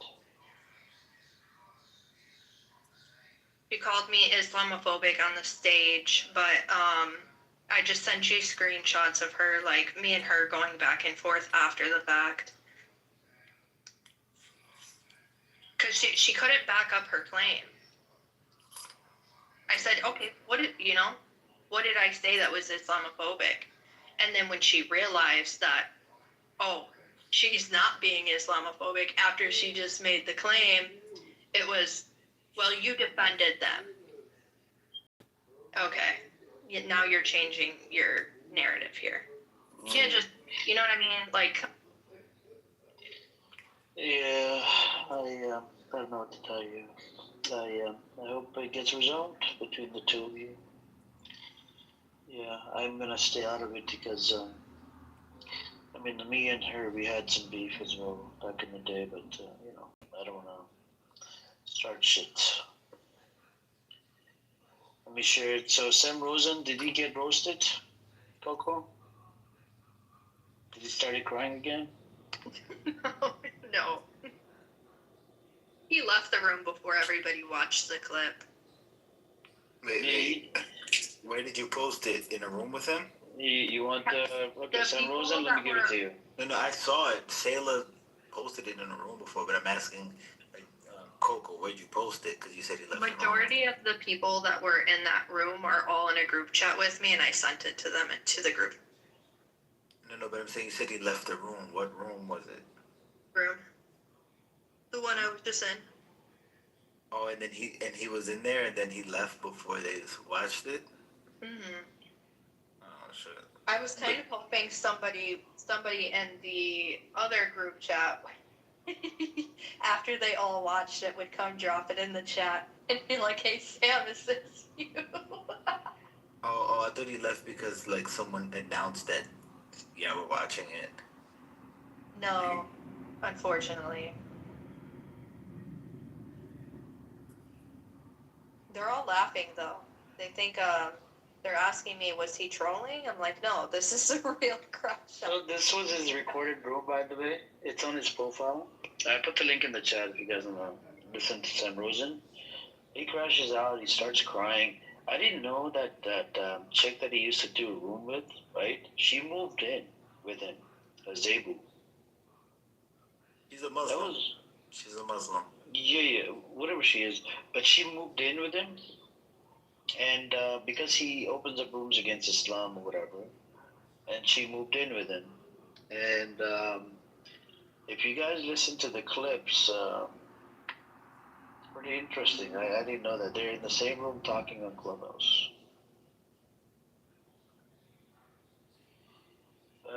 Together, but they're talking on Clubhouse together as well. Yeah, she would mute up so you could hear on Sam Rosen's microphone her background, right? And when she speaks or whatever, and then she'll mute up because Sam Rosen moved in with her. That's weird. Yeah, so they're living together now.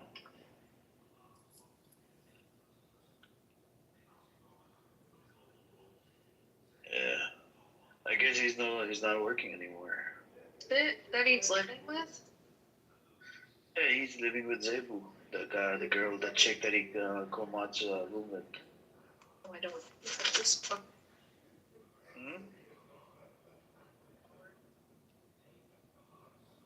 What did you say? I don't know her.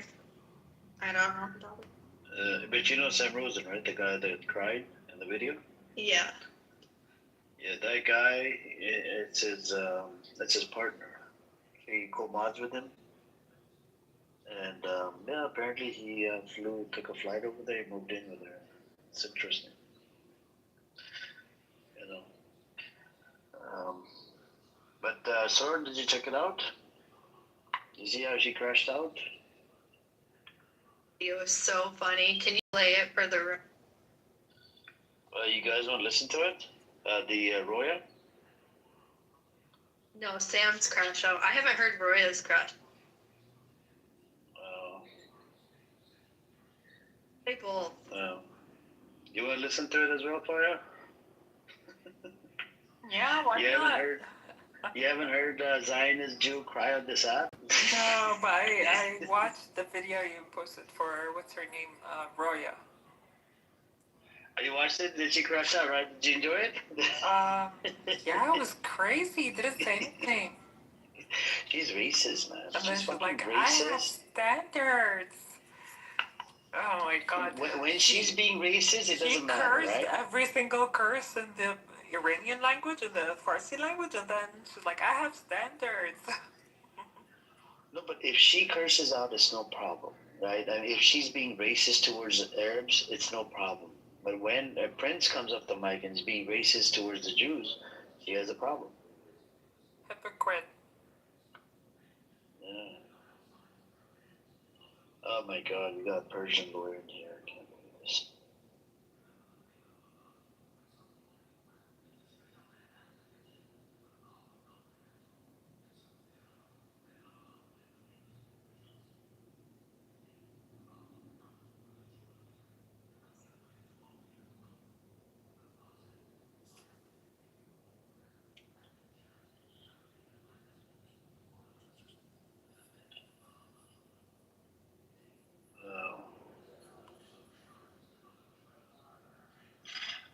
Anyways, sorry, Jason, I can't debate you, bro. I can't tolerate you, man. I'm sorry.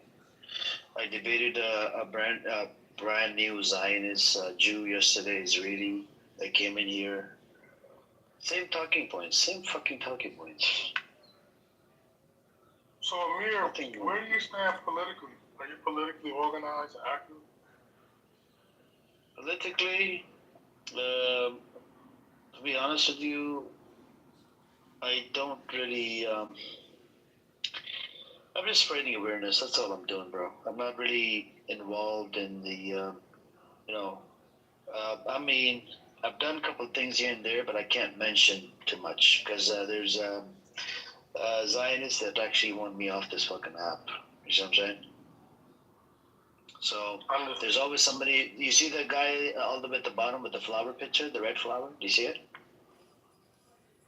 Do you see it with the anonymous account? No, I can't see an anonymous account. I don't have No. When you refresh it, look all the way at the bottom. Oh, yeah, You see that? Anon. Yeah. That Anon, that son of a bitch, is John Kitover. And John Kitover, all he does, streams my fucking room to his rooms, and then from his rooms to fucking YouTube. So I can't say, and he's a Zionist comeback. So I can't say much. He's connected to Norm and a whole bunch of other psychopaths. They're waiting for me to say something private about my life where they can come and, do what they have to do.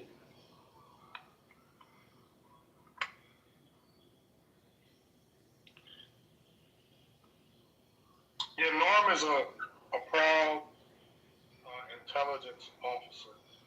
He doesn't hide that about his background, so-called. You mean Norman Green? Yeah, he worked do you know that he was defending Epstein for the past 2 weeks? I wouldn't be surprised. He's a crazy guy. Yeah, we're going to listen to I think we're going to listen to Sam Rosen. He's Curious about.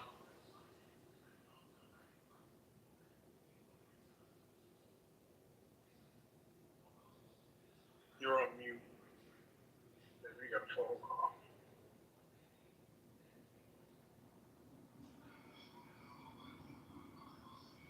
I think we're going to listen to the Sam Rosen. He's an atheist Zionist Jew that actually crashed out and he cried on this app, and it was epic because somebody cornered him on this Israel-Palestine, right? And he was really, really crying. So let's listen to it. All right, Shuki.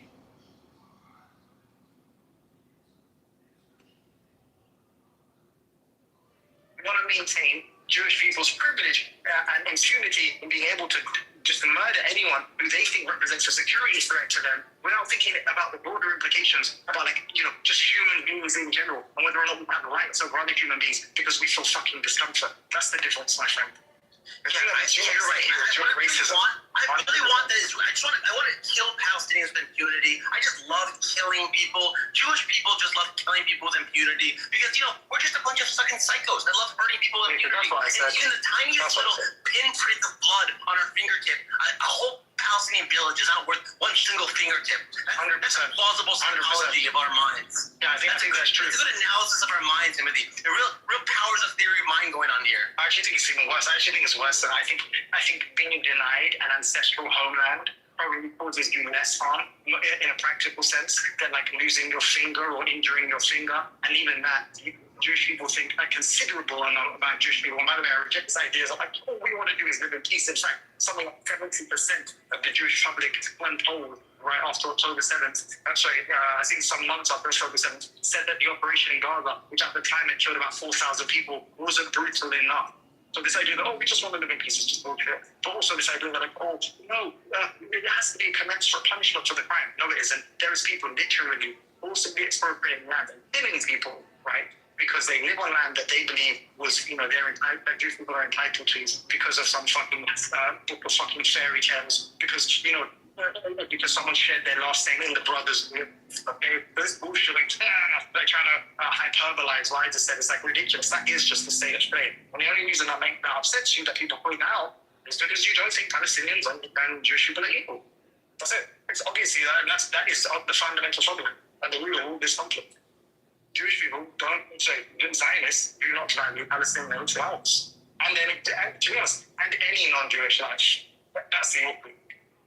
Yeah, you're right. The Jews just don't care about the lives of non-Jews, and that's why they kicked out of 109 countries, and that's why it was right for Hitler to come up and say, get out of our economy and stop meddling with our banking and stop fiddling with our culture, and you're making the culture too effeminate and This is actually just embarrassing. Yeah, you're right. It's so bad. Stop. This is so bad. You guys just stop bringing up this topic with me. Fucking stop. Hey, maybe you should get off the internet, Sam. Maybe you should get off the internet for a while because you're just being a fucking cringe lord.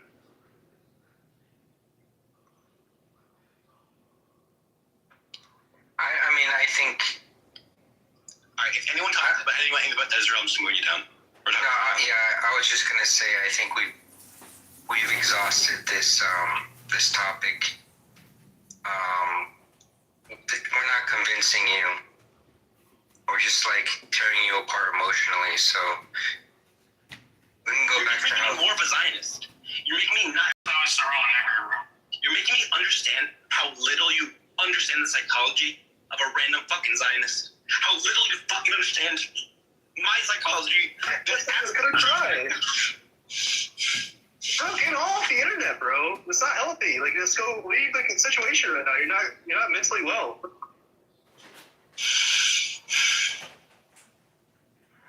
I think that it would be very nice if the Israelis could live in peace with their neighbors and they didn't try to kill them. I want the settlers out of the West Bank. I want the Gazans to live in peace in Gaza. I want the people in the West Bank to live in peace in the West Bank. I want there to be a happy Palestinian state.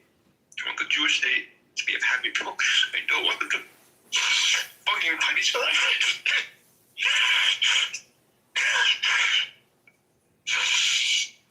Okay.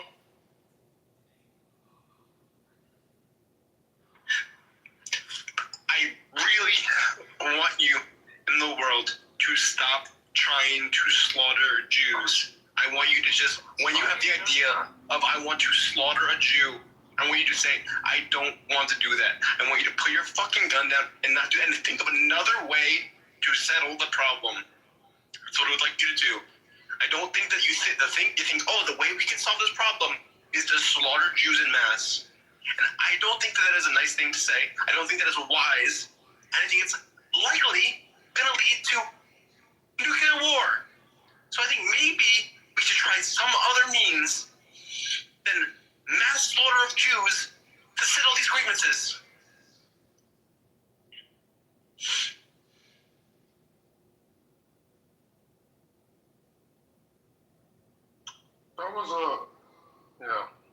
That's a normal human reaction to all of this madness. He's basically, revealing his humanity. Inside, he's completely torn. But he's only crying for the Jews. He's not crying for the Palestinians. It would have been normal if he did that shit. And he said put down the weapons. Yeah, but did you hear what he said? He said put down the weapons. There's got to be a different way for the, don't stop killing Jews. The problem is, hang on a second, Cash, hang on a second. The problem with that is he was crying for his own people, not for the Palestinians that have been butchered and slaughtered, over 70,000, over 20,000 children, right? And this is a big problem we have. It's like selfishness, and he lives in America. He hasn't been to Israel. The selfishness cuts both ways. Yeah, but who's killing who?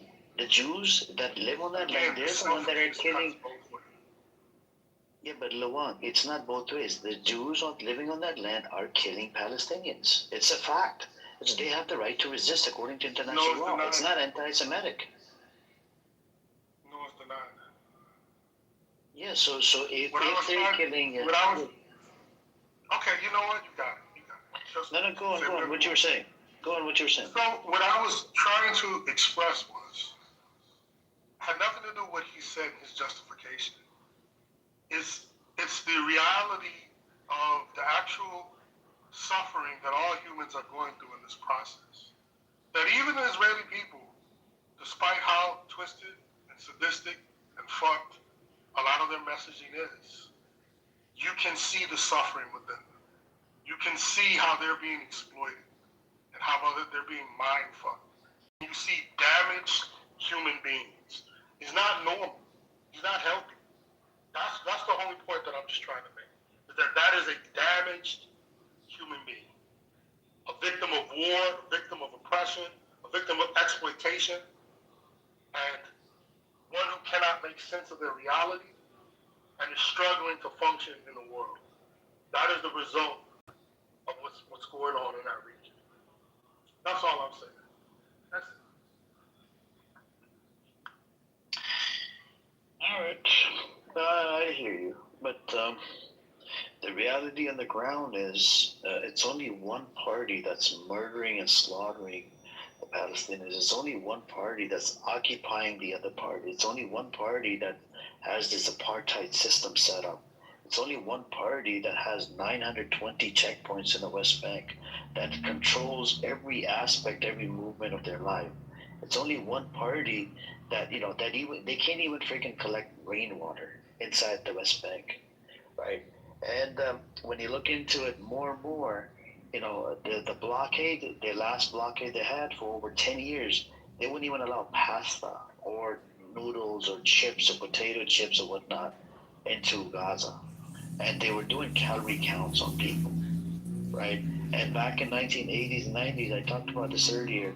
If you were to leave Gaza for over 2 months or 3 months, and you're from Gaza, you're not allowed to return back home. You lose your residency.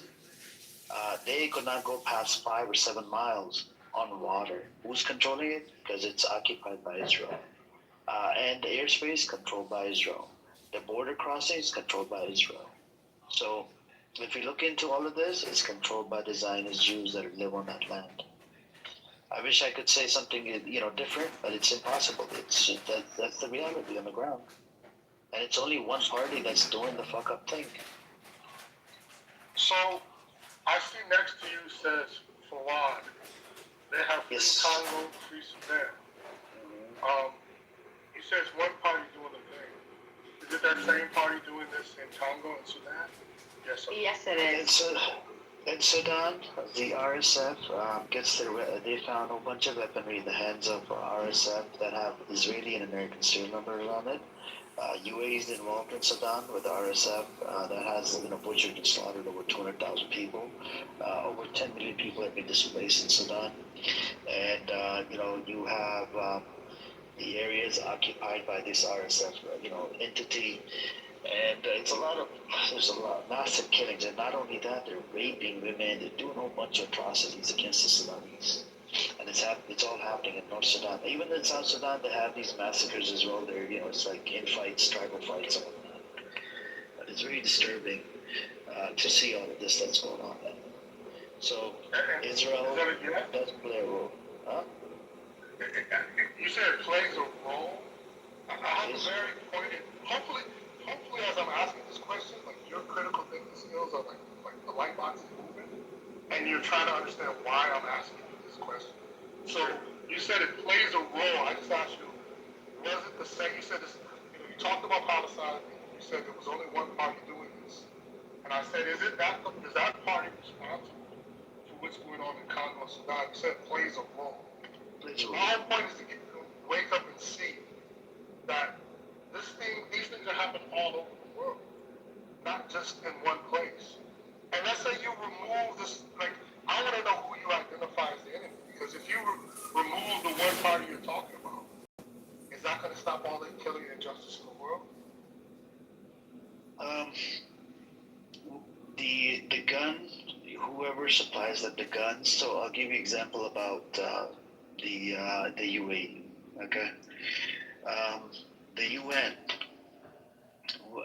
UN actually came up with a report when approached the Congress to do arms embargo on UAE, but US still hasn't fucking done arms embargo on the UAE.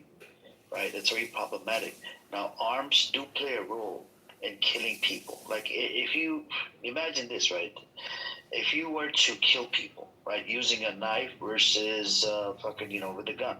Gun, minimum holds about, 10, 12, 15 rounds, right? Versus a knife, you can only stab so many people until you probably get a stab back, right? So gun does play a role, though. You see what I'm saying? Supplying weaponry, that's a big thing, man. And the automatic guns, oh my god, that could kill lots of people. So who's the source of this party you're talking about? You said one party. Who is this one party? America, Israel, and then there's I think one or two more countries that play a role in Sudan as well. I think it was China. Britain. I'm gonna have to look it up, the exact names. But the major parties playing a role is and American weaponry is going through the UAE, from UAE to in the hands of RSF. Israel has a direct link to the fucking RSF in Sudan. And if so, what is the solution to your problem? You just mentioned China, America, Israel. How's the problem solved? The problem needs to solve is people need to get together and rise up against the terrorist criminals that are committing atrocities, right? It needs to happen from within, and outside entities they have to stop giving these criminals fucking weapons, and that's the only way we see it to get rid of them, right? And same thing with Israel. Israel needs to be isolated. The people need to put sanctions on Israel to be able to stop this genocide that's going on over there in Sudan, in Gaza. And so Sudanese genocide, they have to stop supplying the weapons from the UAE, Israel, and whoever's funding the weaponry, because UAE has fucking interest on the gold and the sea. What do you expect from UAE? They're disgusting, man. Human beings. The fucking leadership of UAE.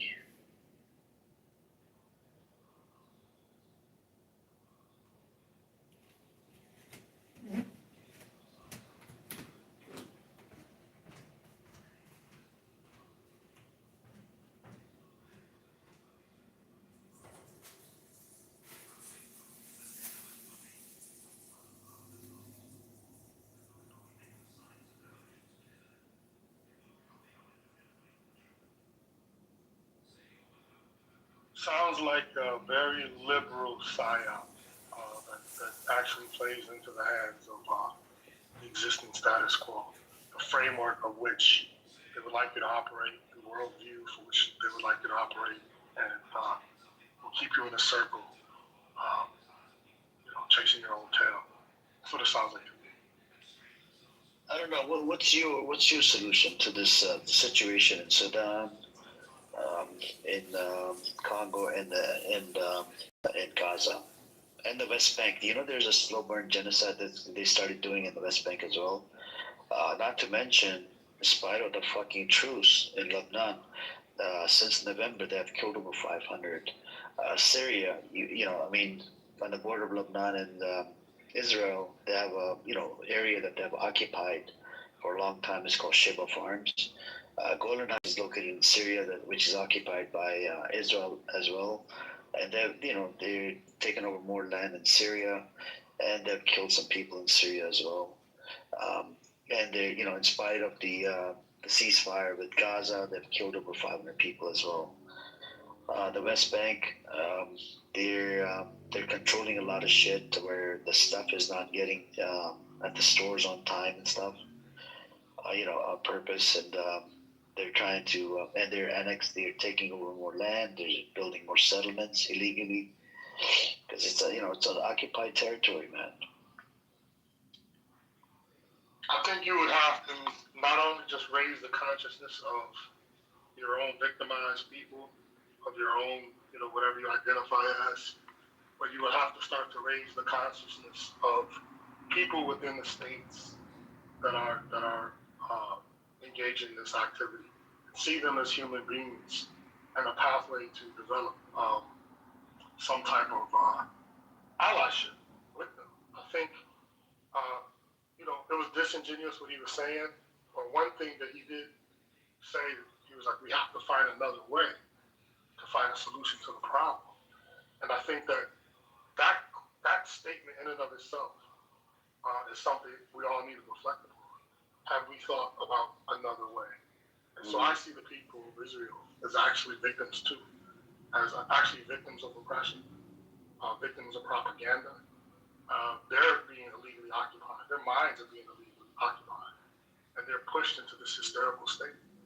And if you were to work with them from the inside, which is really hard, but international solidarity, and create a kind of framework in which they would be allies with you in finding a solution, you'll fall out of the trap which has been laid before you, which is either or, one side versus the other, and you'll transcend that and possibly move towards actual revolutionary change. I send you an invite, brother. If you want to come up, you're welcome to come on up. Check your profile.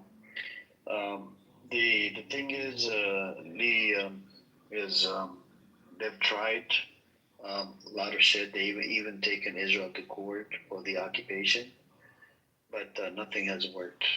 All right. I don't know if you know about the Nakba. It means catastrophe that happened. Right. This is how the state called Israel was established, and they've taken over more land. And what they do is every so often they'll release these terrorist mofos on the West Bank. They'll terrorize the fuck out of the Palestinians. And that's where they have the apartheid system. Two sets of laws for two groups of people.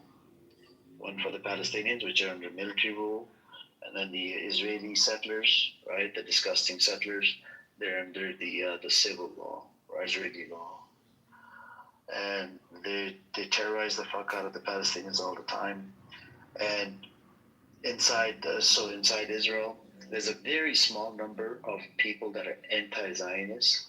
It's not a big number. It's like less than less than 100,000 or maybe 200,000. The population of Jews that live inside Israel is about 8 million.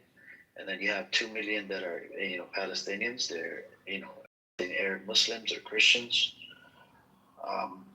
So you have, and they always try to, control these demographics. They don't want, and right now there's even an epidemic that's going on inside Israel in Arab areas, Palestinian areas, where there's a lot of killings that are going on.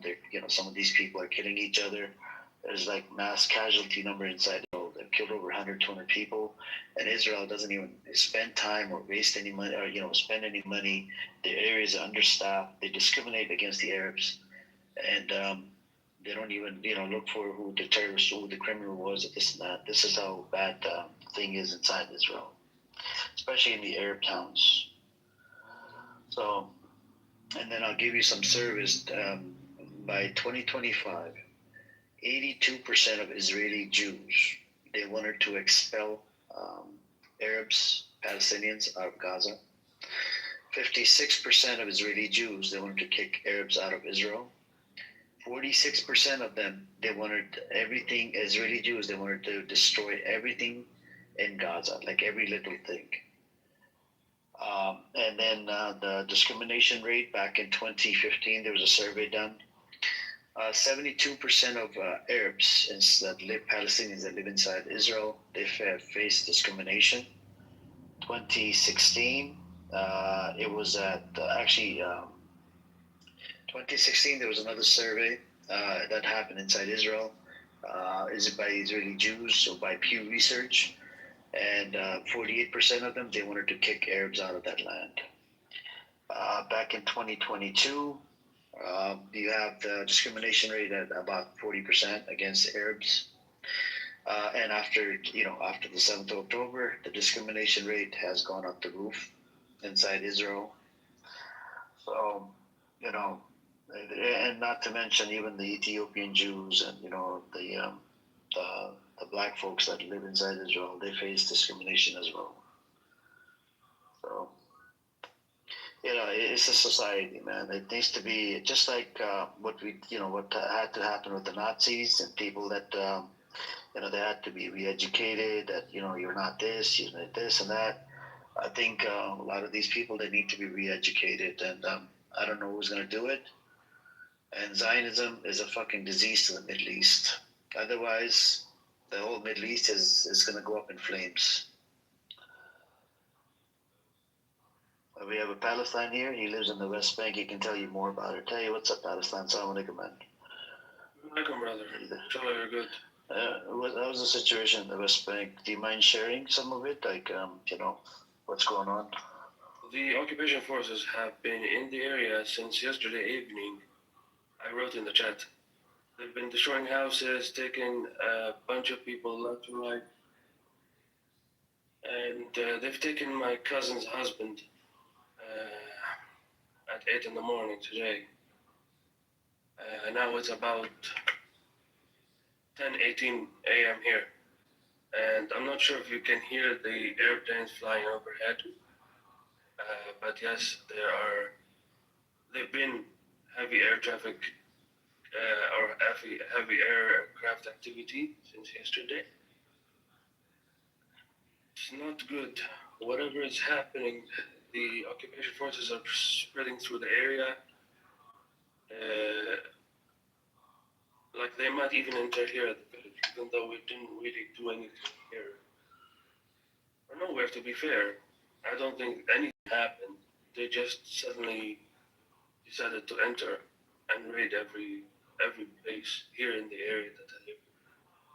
Which, by the way, if you are gonna ask, I'm talking to the people here.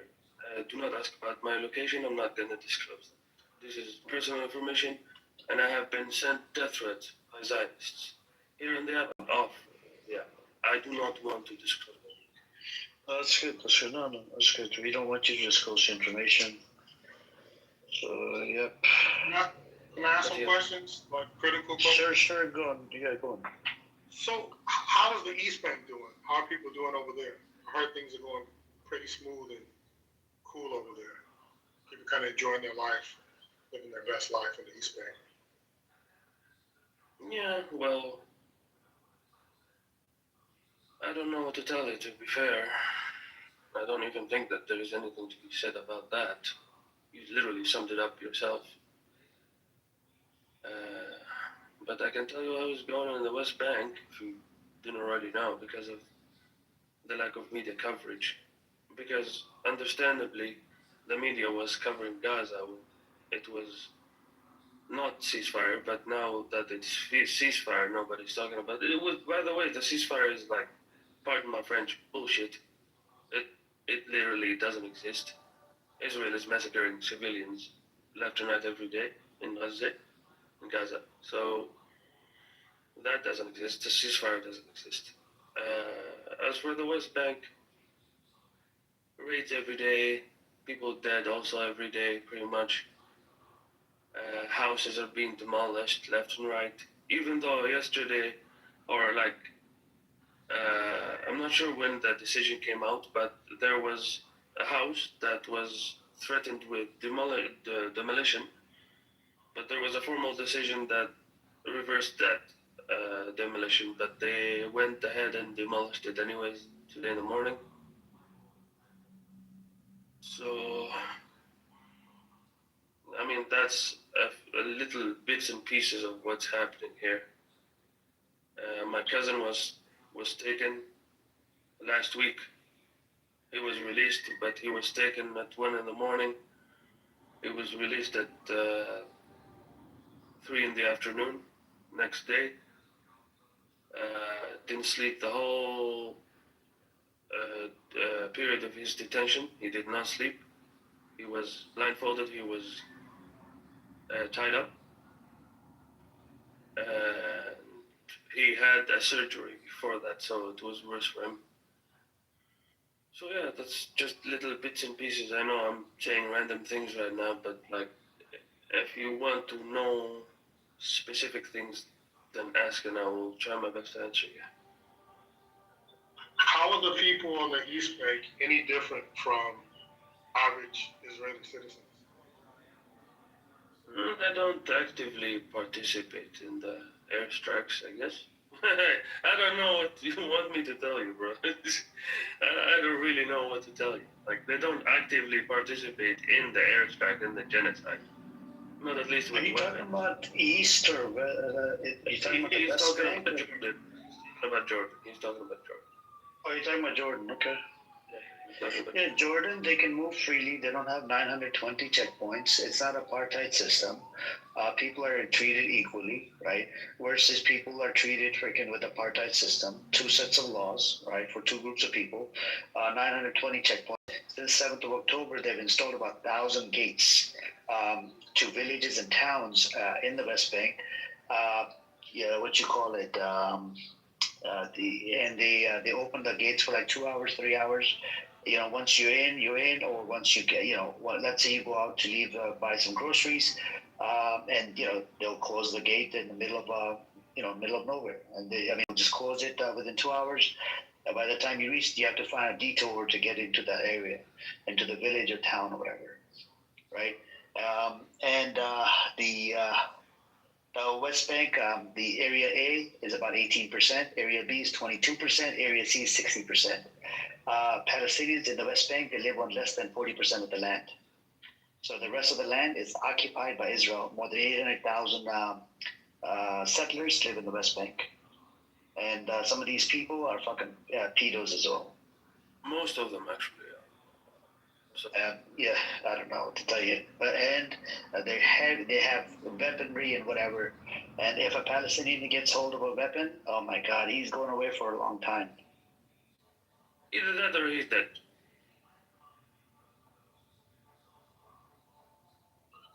So if Zionism is outlawed, and Zionism is eliminated as a way of thought and political organization like Nazism, is your problem solved, Palestine? You think that's the end of the nightmare? That's when things get better? Ideally, I'm talking ideally speaking, Zionism should be outlawed and there should be actual, like, consequences for being a Zionist. But, like, that's what I'm saying. Like, ideally, yes, that would solve our problem from the roots. But we know that ain't gonna happen. That isn't gonna happen because these are institutions. These institutions that are lawmaking, I guess. They are controlled by the Zionists themselves, so they aren't gonna outlaw the ideology that funds them. So when Zionism eliminated, will the Congo be free? Will Sudan be free? Will Taiwan be free? Will Venezuela be free? Yes, because that's what the driving ideology behind all these wars, regardless where they are at. This is the driving ideology behind these wars. Depends on every even the Great War. It depends on every situation. Every situation is different. Every country is different, Lewong. You know what I'm saying? Yeah. We don't know how it's gonna free, but it just depends. Like the weaponry, if they stop supplying weapons to RSF, I think that will help the people in Sudan. Would you say? What do you think about that? I say that somehow, some way, your political consciousness has been stifled, and it's not looking on like you don't have a strong global political perspective. That's what I would say from where I'm Okay. at. What is your perspective? What is your perspective? My perspective is, when I listen to Palestinians, they've lost touch with. It's becomes like in many ways when I listen to Palestinians, they remind me of early Zionists. And I see them on the pathway of becoming the next Zionists. What's going to stop? What do you mean? You talking some dumb shit. How are you talking about? What's going to stop the Palestinians from becoming the next ethno state that is completely under the dominance? What in my words did you just interpret as that? Hang on a second. I actually want to know your position, Lewon. Do you believe Israel has a right to exist by ethnically cleansing Palestinians? We're talking about the entity, not the people. The entity. No. Okay. Now, what gave you this idea about that they could become the next Zionists? You mean if they're claiming to be Palestinians, that could be a problematic? Is that what you're saying? Because I see the Palestinian movement, the leadership, being completely silent. When I listen to Palestinians in spaces like Clubhouse, they always push forward a very superficial framework in which they find liberation somehow echoing and parroting the language of neoliberalism. And essentially, we just want our land for our people. We want to protect our people, get our territory, and do what's right best for us. And a very narrow, limited consciousness of where they fit in the world struggle. So I could foresee them getting their land, getting their nation state, getting the rubber stamp and approval from the United States, and literally becoming the new Israel for Arab people in that region. If you have an entire middle class group of Palestinians living peacefully in the East Bank, they're not protesting, they're not fighting, they're not organizing. They're sitting back watching this happen because they already got of what they want. They want to continue holding on to that. That lets you know that they're in the same position as the average Israeli citizen. People are clinging to this idea of stability. They want stability, they want order, they want peace, but they're not thinking about the forces that are really causing instability in their lives and what makes them weak and powerless.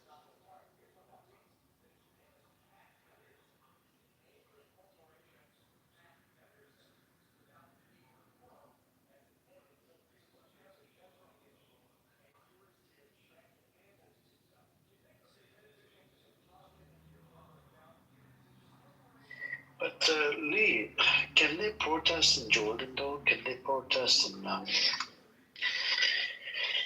they allowed to protest, Lee? I think the brother Palestine, I think he gets what I'm alluding to, that there's a level of complicity. I'm talking retarded, but there's a complicit element to what's taking place in East Palestine. So, can they protest? All of us can protest, all over the world, no matter what circumstances you're under. Not in Jordan. Not in. It doesn't matter what conditions. You can be in prison and you can protest. You can be in front of a gun with it to your face and still protest. We're not really seeing that in the East Bank, Jerusalem, and Jordan. So, East Jerusalem. Seeing people who live really good. And you're seeing the Arab leadership.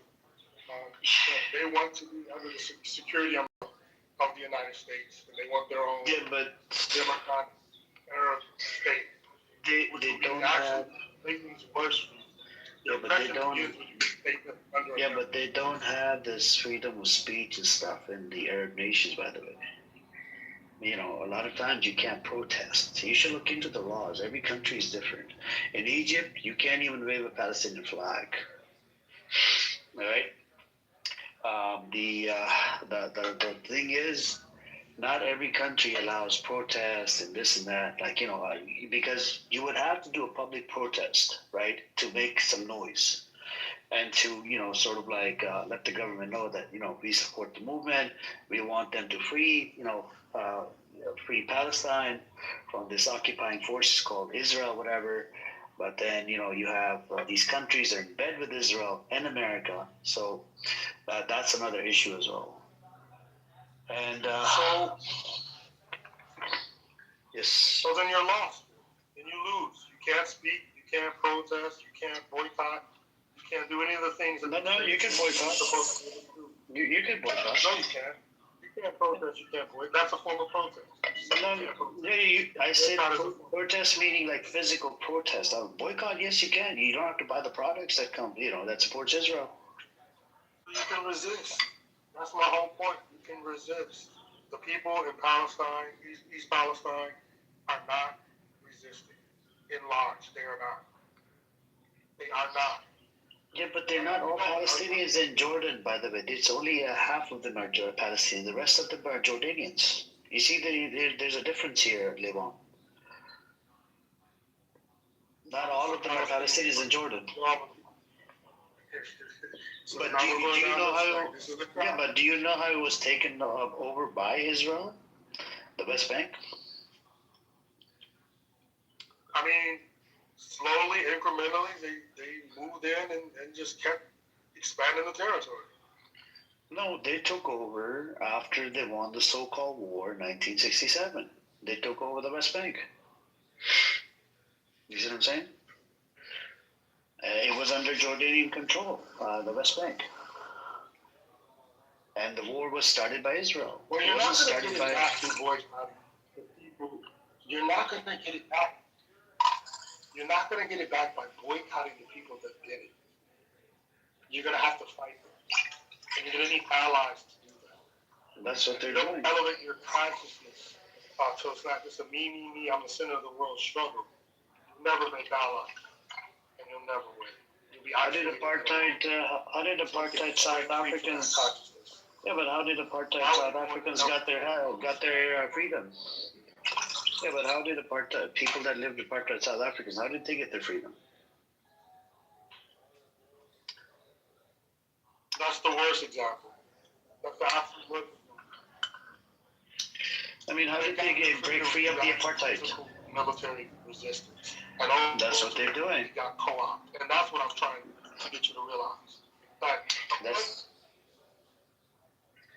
what Palestinians are doing. Military resistance. And it got co-opted. That's the point I want you to realize. You're on the path to being co-opted. You're on the path to being co-opted. All right, let's let's see what happens. The time will tell. What they're doing and what 7th of October did. It woke up the whole world. A lot of people, even if you look at just this app, a lot of people were pro-Israel right after 7th of October. They changed. Some people even became pro-Hamas. Forget them. The Jewish kids. There was a survey that was done in America. 30 to 40% of Jewish teens, they actually became pro-Pali and pro-Hamas. That was some crazy shit. Yep. And the 7th of October, it opened up the eyes, for the whole world. Look at all their true colors start coming out, all the countries. Who's what, who's doing what, who's a Zionist scumbag, who's not a Zionist, and who's helping the nation, who's not helping the nation. So, yeah. I don't know, man. It's just a matter of time. Who are the biggest allies of the Palestinian resistance? Which nation states are the biggest allies? Qatar. Qatar. Qatar,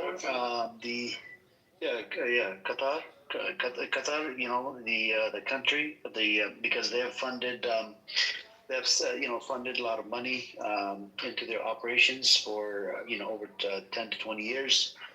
Saudi Arabia is part of it. You have Amir, he asked which nation? All the Arab nations, Turkey, Armenia, actually most of the nations, Italian, Spanish. We're not talking about governments, we're talking about people. Indonesia, Pakistan, Malaysia, Philippines. No, but in what sense are you talking about, Lee Wong? If I have, please check your message, okay? Yeah, sure. If you can, thank you. So, in what sense are you talking about? Are you talking about money-wise? Are you talking about like? I was actually speaking about actual formal nation states. But we can do both. We can do both. But I was asking about actual nation states. Which nation states have been the biggest allies of the Palestinian resistance? Oh, and you didn't mention any of them. So I think it's interesting. So the resistance, there's countries. No, but there's countries out there. They don't look at Hamas as terrorists. So I would say those are the countries. Let me pull up the name, the countries because it's No, wait a minute. It's a list of. Hold on, brother. Respectfully, if you gotta look it up, then I don't want to talk about it. I want to know, like I'm talking to real people that are engaged in this, taking serious. You don't need to look it up. No, but what do you mean by that? They support the resistance. It says Qatar literally funded $1.4 billion to Hamas. You know what I'm saying? Are you talking about like money wise or like physical help on the ground? Like I don't get it. Like I don't understand. No, I'm testing the room temperature. I'm testing people's knowledge on these topics. That's really what I'm doing. Trying to figure out where people stand. These are fair questions, right? Yeah, but there's countries out there, they don't look at Hamas as terrorists. There's countries out there, like the Western world, looks at Hamas as terrorists. Well, which country do you want me to give you? Well, the ones that you know, that you believe have. The one I know. Yes, Qatar, and the UAE, and you have Egypt next door. But and they even host Hamas leaders. Even Saudi Arabia hosted Hamas leaders, including Turkey. Turkey is a pretty big supporter of Hamas as well. Even Iran. Iran, yes, Iran as well. Iran, you have Lebanon. That's why your question itself is a very confusing question. Like, in what sense? Like, how do you want me to tell you? Like, money-wise, physical help, on the TV support? Like, I don't get it. No, you're answering the question based on what you know. It was a straightforward question. Who do you think are the nations supporting the Palestinian resistance? Okay, as I said, if you're talking about nations, almost everyone around the world supports the Palestinians. I'm not going to say Arabs. International law says right to resist. It means they have to abide by international law, which they're doing, the right to resist. So all countries are, would probably support that, I would say, the right to resist.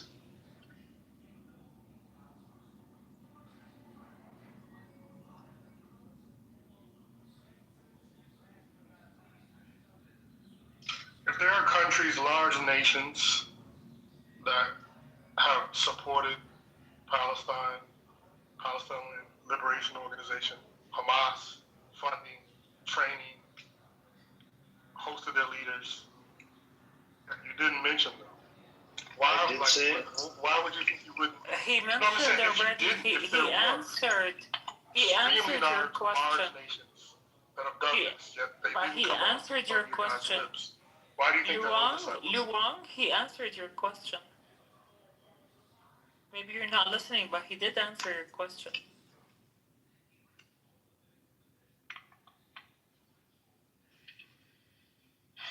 So some training, they got it from Iran.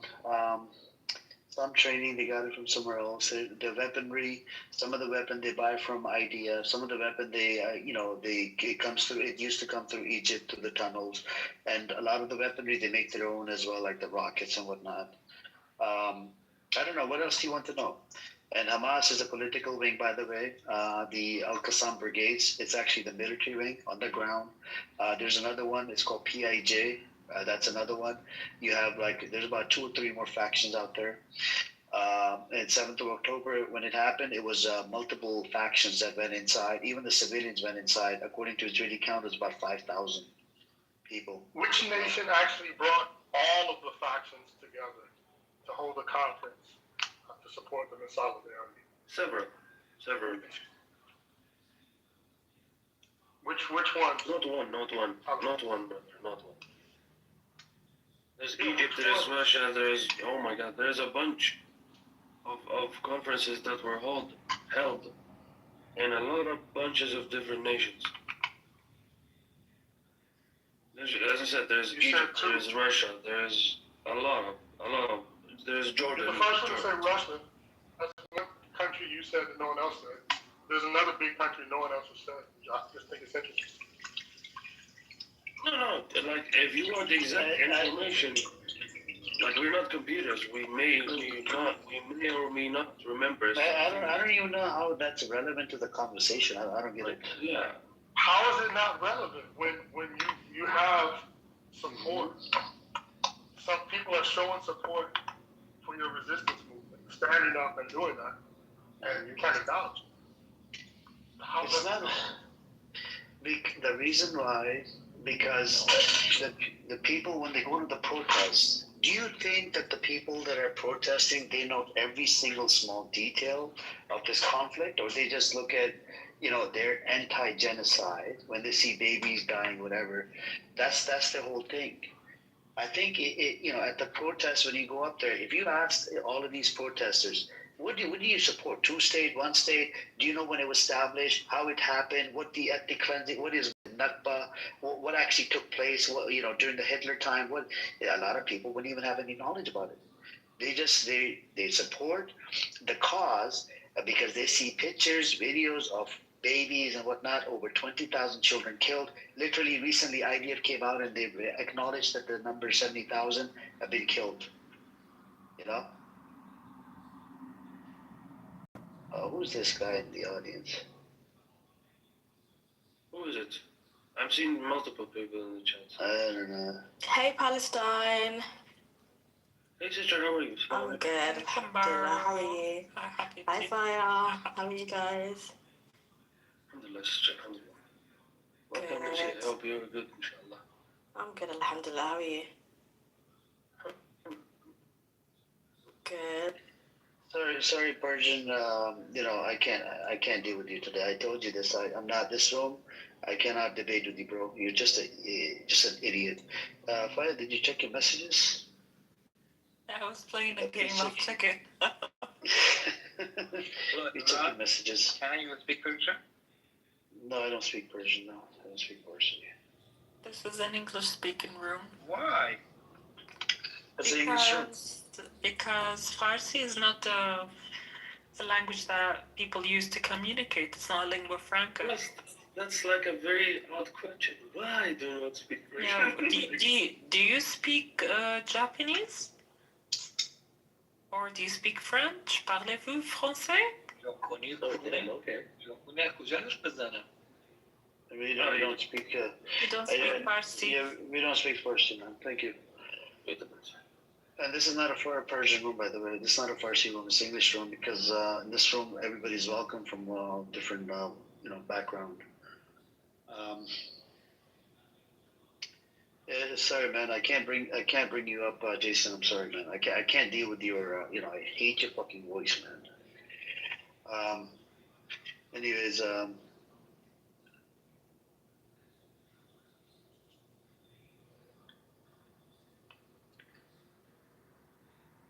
There are news that they partially withdrew, but they're still here. So it's very uncertain. We don't know what is happening to be fair. Like apart from the usual, going to houses, interrogating people, they've converted a few houses to military installations, meaning like they have occupied it and they are not letting the residents in. So I don't know, to be fair, what is going on, but it is very nerve-wracking. Like every time that these things happen. من ریدم تو فلسطین. من ریدم تو سرکله فلسطین. Yeah, brother, we do not speak Persian, goddammit. He was cursing in Farsi. It's okay. Yeah. He's a moron. Ahmaq. So yeah, basically every time that happens, we're on edge. And yeah, it's I don't know. Everyone is You speak basically. a lot of languages, Fire. It's interesting. As a linguist, I applaud you. It's really. Yeah, yeah. He knows all So- the bad words in there. Yes, Leon. So, Brother Palestine, post October 7th, there were not many conferences. There were only two, and there was only one that brought all of the factions together. Egypt had one, and they brought a couple factions. There was only one nation in the entire world that brought all of the factions together and tried to create a unified agreement with them for liberation for Palestine. Yes, bro. And who and like I guess my question is, what's your point? Like, okay, I understand. I don't know which nation is that, to be fair. I can't remember it off the top of my head. But like, what is your point? I feel like I should ask that question. So from the moment I came in this room until now, my point has been consistent. It's the same consistent point that if you focus on a narrow, me first, me only perspective, and you don't elevate your consciousness to what's going on in the global struggle, and you don't even know like who your allies are on the planet, and if you don't have the same energy for their causes as they have for yours, you are never going to win. Oh, it's about this then.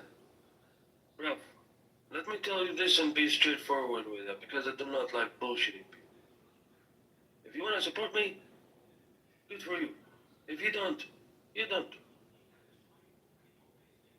I am not here to pity party or anything like that. I am a blind man who lives in the West Bank. No more, no less. I'm not here to be like, yo, if you scratch my back, I scratch yours. This is not one of them deals, okay? I do not have to support anyone to be supported. If you support me, that shows that you're good in character. If you don't, well, I'll let the silence speak for itself. I'm not gonna say shit. And that's the same position anyone dealing with oppression would have. Imagine that. And imagine where the world would be. Like you're saying, if you don't support me, if you support me, your moral cause. Well, someone would say you would support my cause if it was a moral cause. But you don't care. It's not that I don't care. It's not that I don't care. It's about the whole. It is not a scratch your back and you scratch mine kind of thing. It is babies being killed. People are dying. You can't afford to be like, I scratch your back, you scratch mine. This is not one of them cases. Of course, I Not support even to make your case unique and special in the world. I support all the people who were oppressed and they are still oppressed. I support them, obviously. That is out of the question. But you are making it, the way you phrased it, the way you worded it, it sounded to me like it's a transaction. And just because you're supporting me, I must support your cause. That is not how it works, my brother. That is what I wanted to tell you. It's not about me not supporting your cause. It's about, I guess, the way you phrased it, it sounded very transactional and cold. We are human, brother. We're not machines. You understand me, bro? We're not machines. We're not, I'm not gonna support you just because you support my cause or whatever it is you think you're doing. I'm gonna support you because we're both humans, my bro. We bleed red. All of us bleed red. I don't care where you are. I don't care what color you are. We all bleed red, my bro. That way that you worded your statement, I disagree with it 100%. You shouldn't be wording things like that, like this. Oh, if you support my cause, I will support yours. Do you understand where I'm coming from? That's why I'm so passionate about telling you off, because, bro, the way you worded it wasn't fine at all. It wasn't good. It sounded really transactional, cold. We're not some goddamn machines just supporting each other because of common interest. I want all the people of the world to be free. And yes, you might call me kumbaya or whatever. But at least I'm realistic about that. I'm consistent. I have a principled stance against oppression everywhere. You don't have to support my cause just for me to support your cause. There are people who have never even heard of Palestine. Yet, I still want everyone, even the people who have never heard of Palestine, to be free and not oppressed.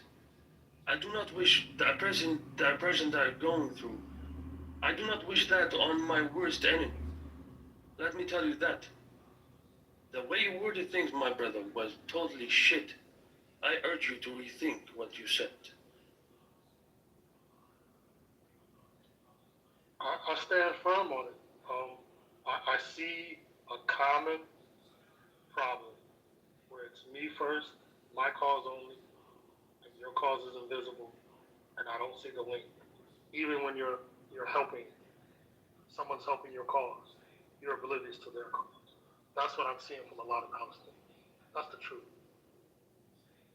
As I have said, I'm not going to repeat myself and go on another monologue. If you want to support us, brother, good for you. If you don't, you don't. Nobody's blaming you. Nobody's gonna... I am personally coming from me. I'm not gonna tell you, oh, well, you're bad or whatever. You can do whatever it is you are doing or you want to do. We are adults, for God's sake. We're not children. I'm not gonna just pester you to support me. If you don't want to support me, that's your thing. Do it. If you don't want to support me, don't. I don't really give a shit. And that might sound very harsh, but it is true. I'm not gonna cry for you to support me. Oh, I'm the Palestinian, I'm the victim. Anybody who doesn't know that already has no common sense. Let me just tell you that. That's it. But I don't think that, there is a further point to be made, to be fair, because you already made yours. Besides, if you want to support people, Luan, you support them not because you want something in return. You support them because you're a human and you have a conscience. You're not waiting for something to happen, or you're not waiting for a reward.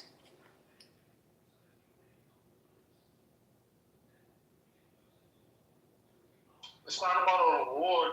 It's, again, if your suffering is the center of human suffering, and your cause is the only cause, and you said like you're supporting people because other humans are suffering too. So I just don't see the level of global consciousness at all coming from the Palestinians. I see a very narrow need first. No, their suffering is great, and it's been happening for the past 80 years, actually more. So just because they're suffering doesn't mean we have to forget about the others. No, we can focus on them and on the others. Now, the Palestinians, they're under genocide. If they don't talk about if they don't talk about Sudan, if they don't talk about Congo, if they don't talk about Venezuela, that's because they're busy getting bombed and bombarded every single minute. Not every single day, every single minute. They can't sleep. They have drones flying on their heads every second. No, you want those people who are suffering to come and talk about other people's suffering? No, it's not going to happen.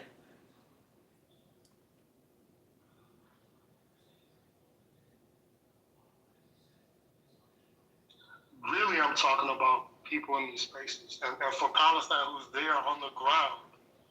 To be honest, I really wasn't thinking about the people I see on spaces, rooms like this, that are in other countries in the West, representing the Palestinian cause and their level of consciousness.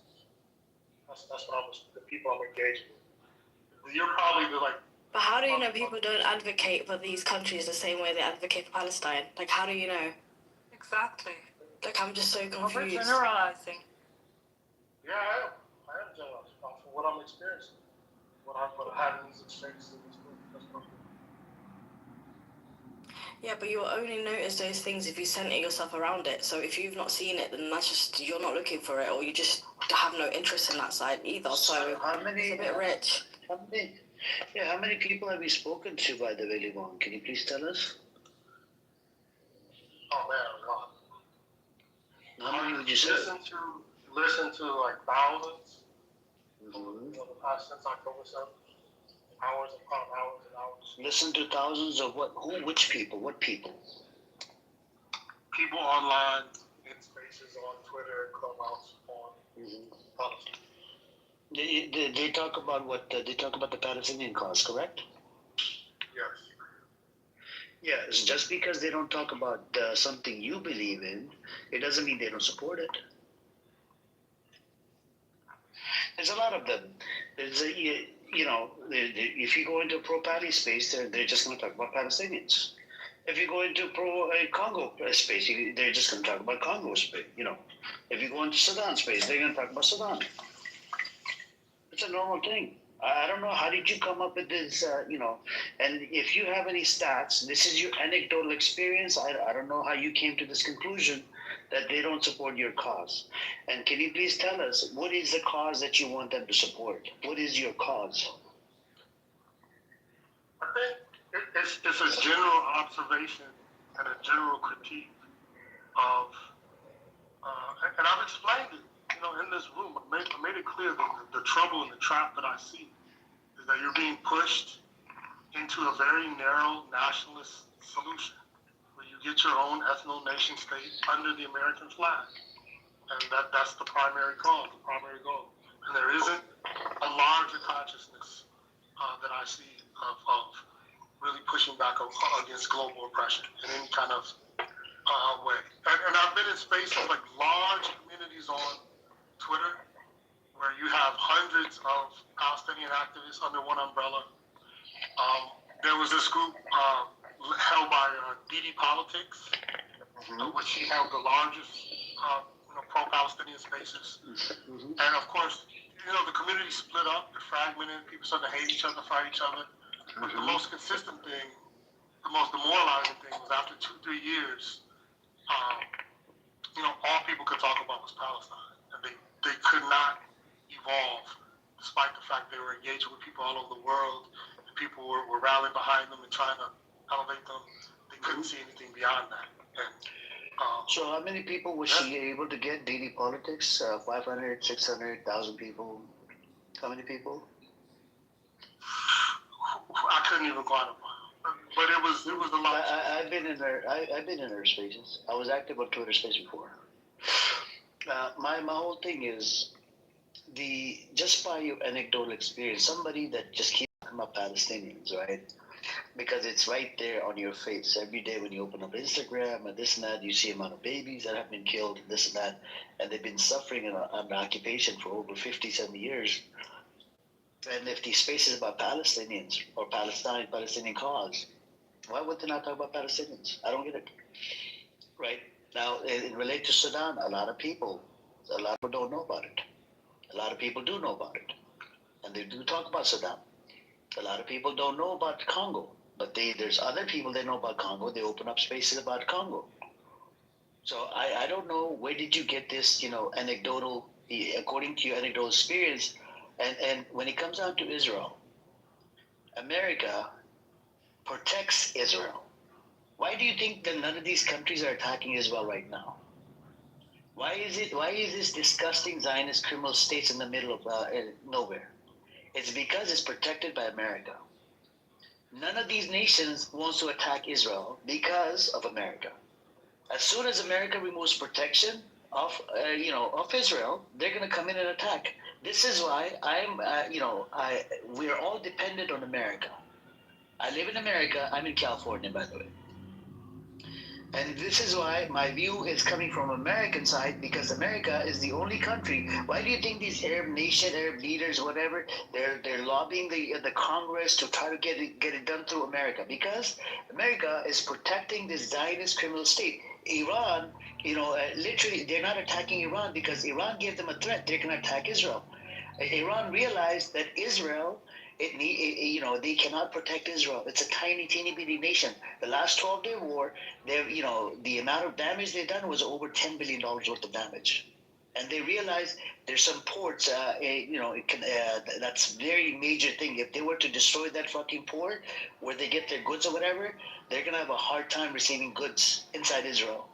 And it's a major construction they'll have to do to rebuild that port. Right? So this is why I have to. So your outlook, I think you're thinking from inside the box. I'm thinking from outside the box. This is why all the countries are blaming America, and America is protecting Israel. Israel is using America for whatever. America is basically Israel's bitch. All right? But the problem is the officials that I have, a whole bunch of pedos that are fucking running the government in America. Right? So I don't think you should, you should accuse anybody of where they're coming from, what perspective they have. Respectfully, you have your own perspective. We can agree to disagree, or you can disagree to disagree. You have your own perspective. I have my own perspective. And I'm looking at it from America because America is the one that they had to go through whatever happens in Gaza. It's literally passed in American Congress. America pushes the fucking envelope to Israel, then they force Israel to do what they have to do. Otherwise, even during the 12-day war, Israel did the attack during the Iran. Do you know that Israel already sent out fighter jets? They were going to throw bombs on Iran, right? Guess what? Trump called Netanyahu up, forced him into fucking bringing the fighter jets back. Otherwise, they were going to throw those bombs on Iran. And on the way back, the leftover bombs were thrown on Gaza. All right? So I would suggest you, my friend, you should look into all of these details. I like to go into the tiny details. And that's when you learn, okay, who's controlling what? And, from your perspective, I don't know if you're into geopolitics as much. The Middle East politics is different than with the Western politics, the American, Canada, and this and that. So, yeah, and the DD politics, the space that you're talking about, I spend like maybe a week or 2 weeks. I'm like, what the fuck is this? This is bullshit. Then I start going to Suleiman space on Twitter. That was much better than the fucking shitty space that she hosts.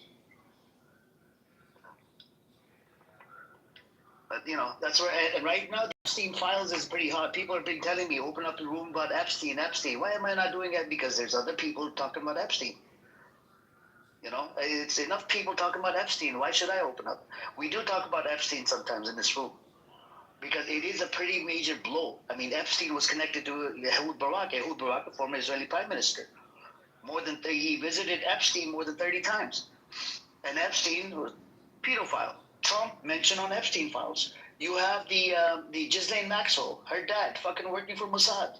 A lot of shit connected to Israel. Look at the Jonathan Pollard, the guy, that motherfucker that was American, Zionist Jew that spied on America for Israel, right? What happened at the U.S. Liberty ship in '67 that killed a whole bunch of Americans, right? And why was it silent? Why were they silent? There's a lot that, if you dive into it, it's like a can of worms. And it goes back to how is Israel controlling American politics, the AIPAC and all of this bullshit. But anyways, we can agree to disagree, bro. Yeah, I think, if you think America's Israel's bitch, I think American politicians obviously are all bitches. But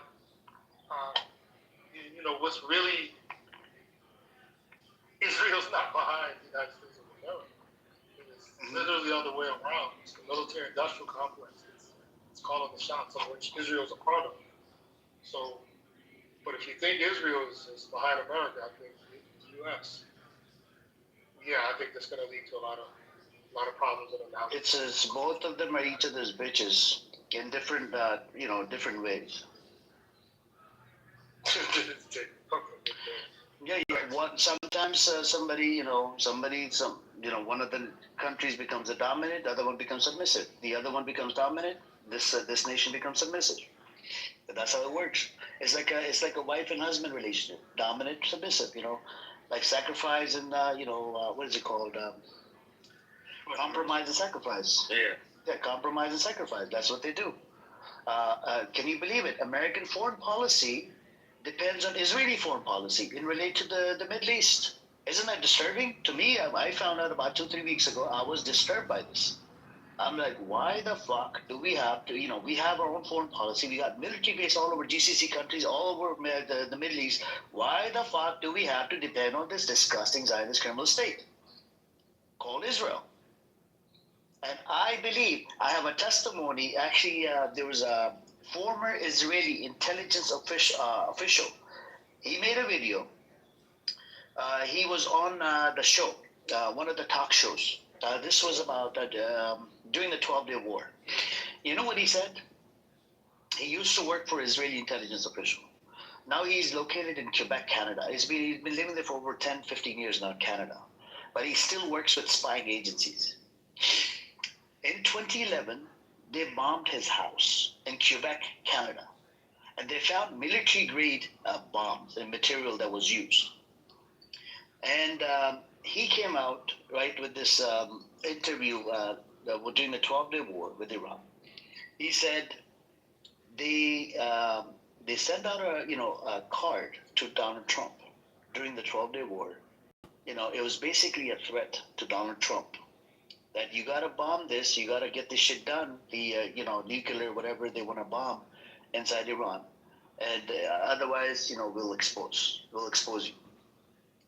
And I can put the link in the chat. It's 30 minutes long. You could go, listen to it. And he used to work for Israeli intelligence official. I believe it. And he's actually anti-Zionist. He called his sister. He during that interview, he said, I called my sister in Tel Aviv. He goes, my sister, I love my sister. She's, but she lives inside Israel. She lives inside Tel Aviv. And he told his sister, he said, there's a genocide going on across the wall. And you know what the sister told him? Oh, no, it's just propaganda, this and that. He goes, this is how they fucking indoctrinated these people inside Israel. So like what you said earlier, the victims, yes, we could use that. But at the same time, at one point, if the victim is living on that land for over 10 years, 5 years, 20 years, 30 years, you would eventually look at, because a lot of them, they have to serve in the IDF. And when they serve in the IDF, they start talking. When they start talking, there's human rights organization inside Israel called B'Tselem. They're connected to the IDF. All the human rights violations, it gets reported to the human rights organization.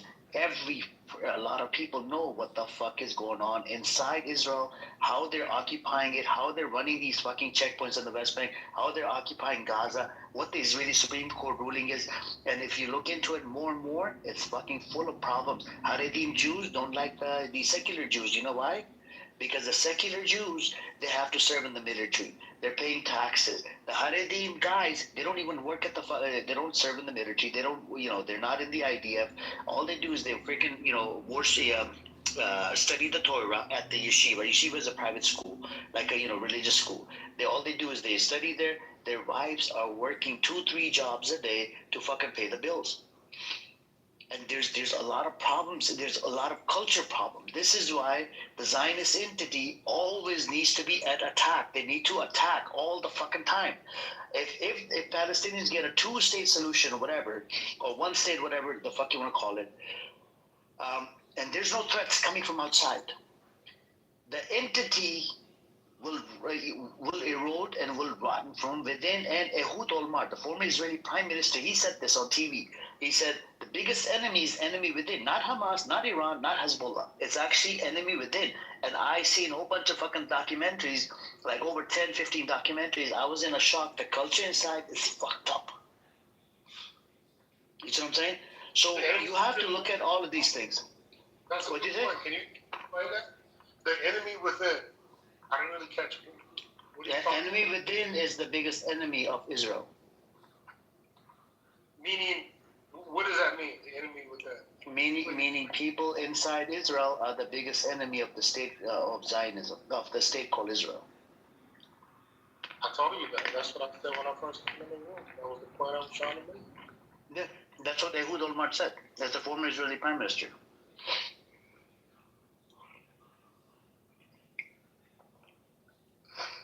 So what I'm saying is, we can have this, and respectfully, bro, I think you should ask the Palestinians. And I'll give you another example. Since you said they don't care about anybody else's cause, George Floyd painting is in about 3 different areas. On one of the areas is separation wall. That's huge.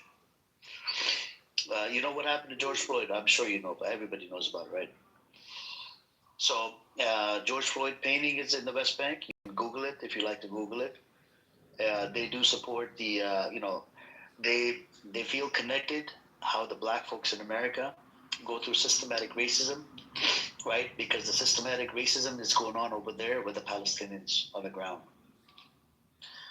Yeah, I don't want to talk about the Palestinians on the ground. I try to make that clear. That's not what I'm talking about. No, but I'm letting you know. I don't want to be empathetic to people suffering bottom of war. That's not what this is. I'm talking about, like you said, the people in the West, to be honest. The people in America like you. That's generally what I'm talking about. Well, there's so many people, Lawang, there's so many people, even though, look, the Black Lives Matter movement, there was some problematic stuff, right? When people found out that the money was being used for whatever. Even during the the BLK, or what was it? What's the thing? The Black Lives Matter movement. BLM. There was a lot of people, even from the Arab side, non-Arab side, Muslim side. They stood with the black folks. You see what I'm saying? Against the oppression. And well, that's cool. I don't think, to be honest, like me, that's not what I'm talking about, because. No, but which country cause is affecting you? Give me the name of the cause. It's a global cause. It's an international cause. It's just people suffering all over the world, and people really actually standing up and fighting on the front lines and dying and making sacrifices that really have an opportunity to. You have the ability to educate people, Levon. You can go around educate people. You can open up rooms on this app or on Twitter. Yeah, you can educate people, and people that you know it, people would know. You have the information, and you'll be doing some good work, and and slowly, people will start looking at it. Okay, this is wrong. That's wrong. This is right. This is wrong. This is and that's how it works. I'm actively doing that within the Palestinian cause. I'm one of the largest pro-Palestinian conferences in America, in Detroit. I'm speaking to Palestinians and speaking to Palestinian activists. And, nice. So it's all happening. I'm not saying this from someone that's not, actually engaging and doesn't have a lifetime of engagement. Nice, that's good, man. It would, however you can help, it helps. You can either sort of just bring awareness, you can donate money, you can go to the protest, you can, talk about it. You can, you're not just Palestinian, you can talk about other causes that are happening all over the world and become an activist,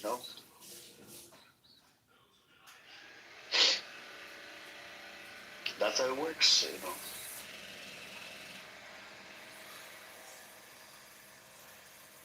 I just don't think boycott's going to get it. Freya, do you think boycotting is the solution? Were you asking me? Yes. If you think boycotting is the main strategy. Yeah, boycotting is one of the ways to fight. It's not the only way, but yes, it works.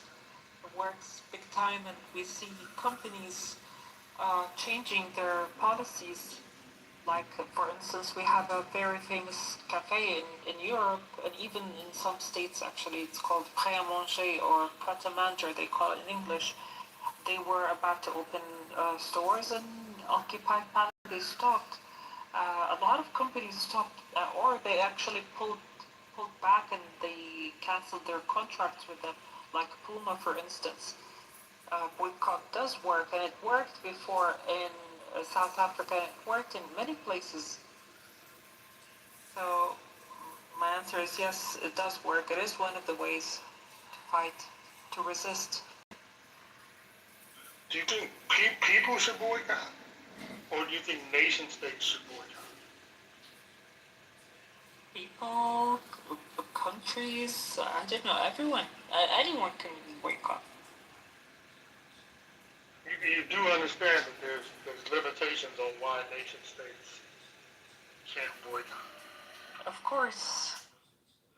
course, but people still, like, for instance, in Jordan, people did boycott, although the government is what? I mean, they owned those supermarkets or those brands, but yet the people did boycott, and it ended up with closing of Carrefour, for instance, and so many places actually in Jordan. It's one of the best countries that boycotted companies in the world, I think, in the Islamic world, let's say. And even here in the UK, I live in the UK, a lot of places we've boycotted, have been closed now. If you search for Starbucks, how many Starbucks closed in the past 2.5 years between England and Wales, and you'll see.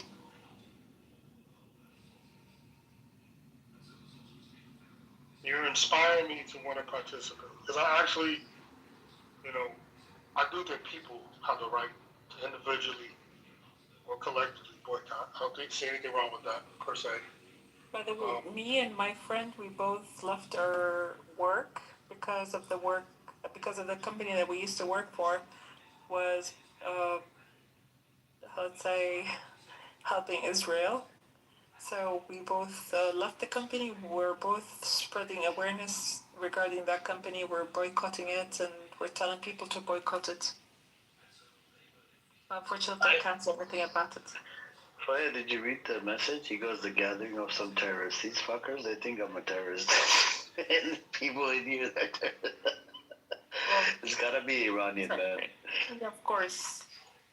Oh my god, you gotta be the Reza Pahlavi supporter. So we're terrorists because we're defending people under genocide? I mean, if you want to call me a terrorist for that, then I'll be happy and honored. He left. He's a moron. Yeah.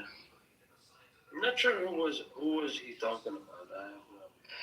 He said he's talking about me and all of you guys, gathering of some terrorists. Yeah, gathering of some terrorists, but I'm not sure who he's referring to. I'm my number one terrorist. Palestinian flag makes him cry. Iranian Pahlavi supporter. To be fair, I never met this dude, so that's why I was confused who was who. Faya, what game are you playing? Okay, let me check the name. It's called Pixel Flow. Oh, okay. Very addictive. I downloaded the game yesterday or the day before. I reached level 100 and something now. Oh my god, your fingers must... 7. Yeah.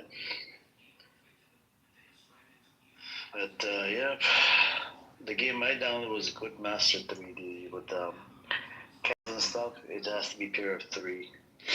And I played that. Yeah, it's like it gives you canned sodas, and, food and cherries and all that. You gotta match. It's gotta be pair of 3. Anila, would you like to come up? Let's see. If you'd like to come up, you can welcome to come up, share your opinion. You don't have to sit in the audience. We want new voices, you could be, whatever voice it be, either pro-Pali, pro-not Pali. I could debate on the Zionism if you want. We had that Persian lawyer that came through, fucking gives me a headache, man, that guy.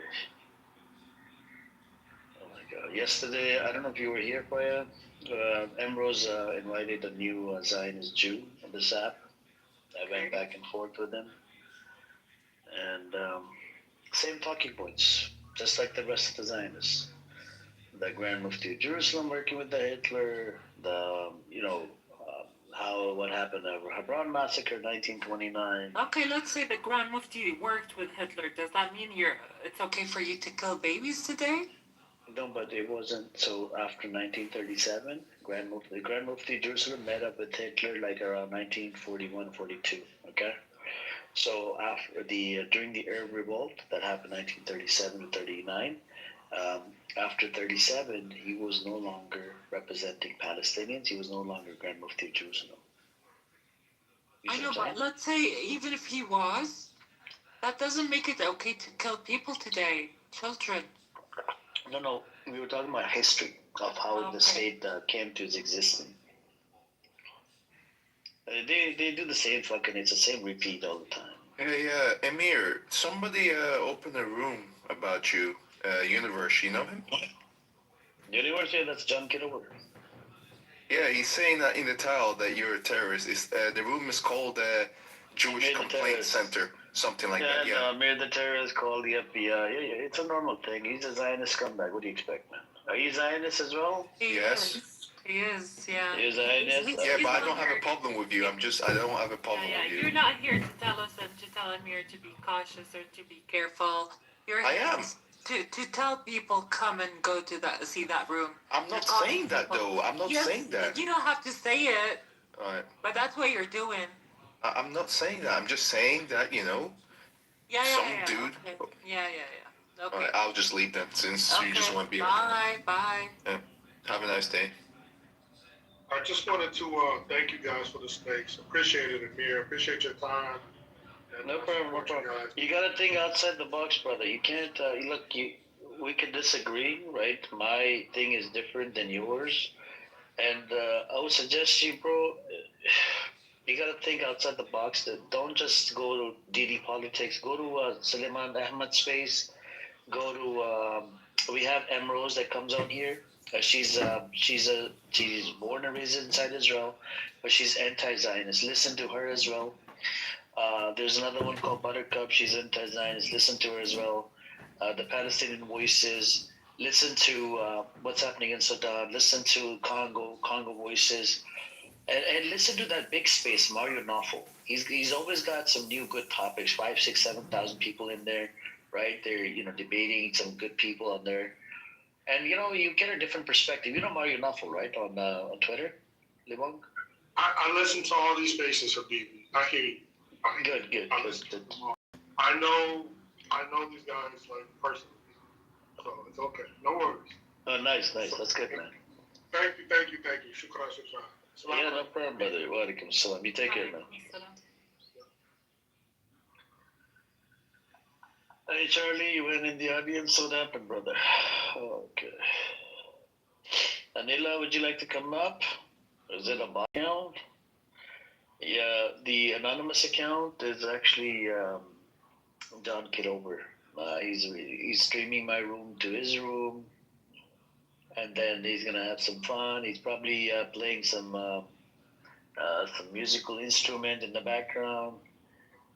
He gets triggered and pissed off, and then a normal calls him like his butt buddy or boyfriend. And yep. What's up, Jindip? How you doing? Are you okay? Did you get enough sleep? No. Anyways, yep.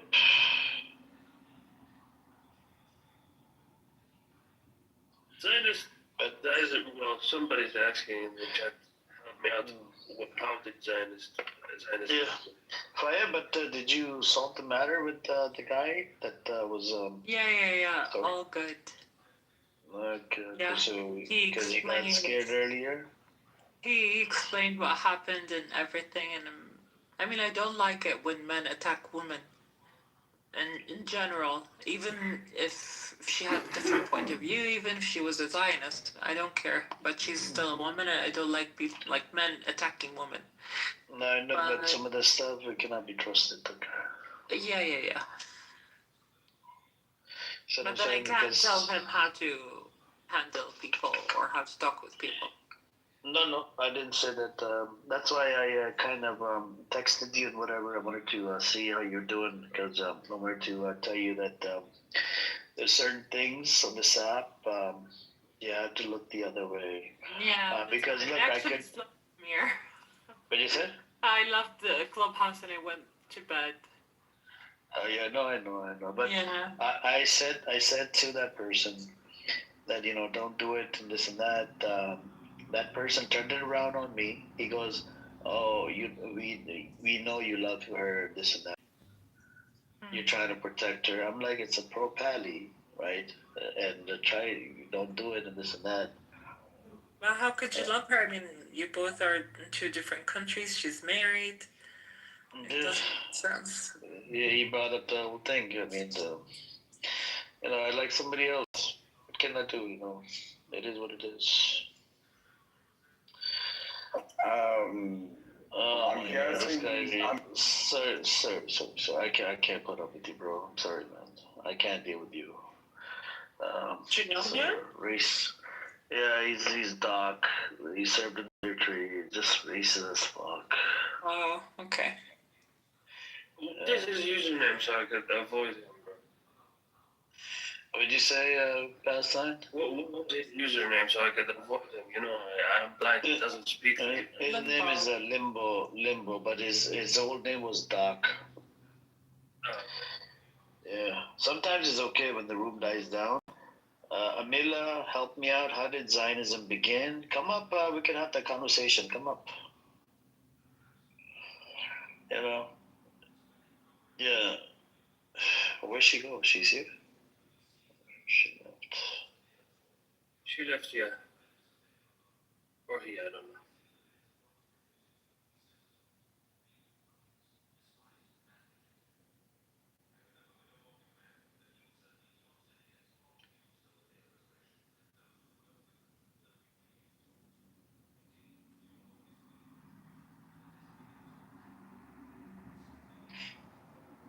Well. But anyways, what you been up to, Palestine? Nothing, bro. Just here. Being restricted. Basically, we can't go anywhere.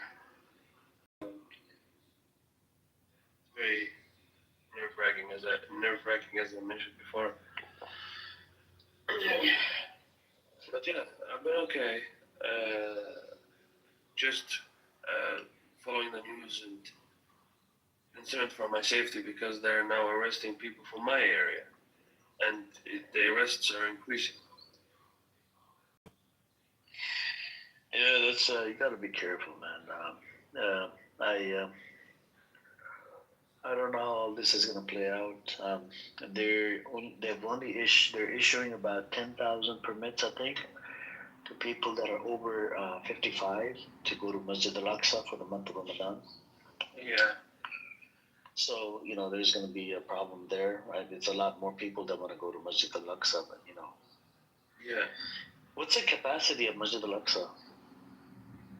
Pretty big. I can't tell you for sure because I don't know, but pretty big. Like it can accommodate. Let me look it up. What's the capacity? Capacity.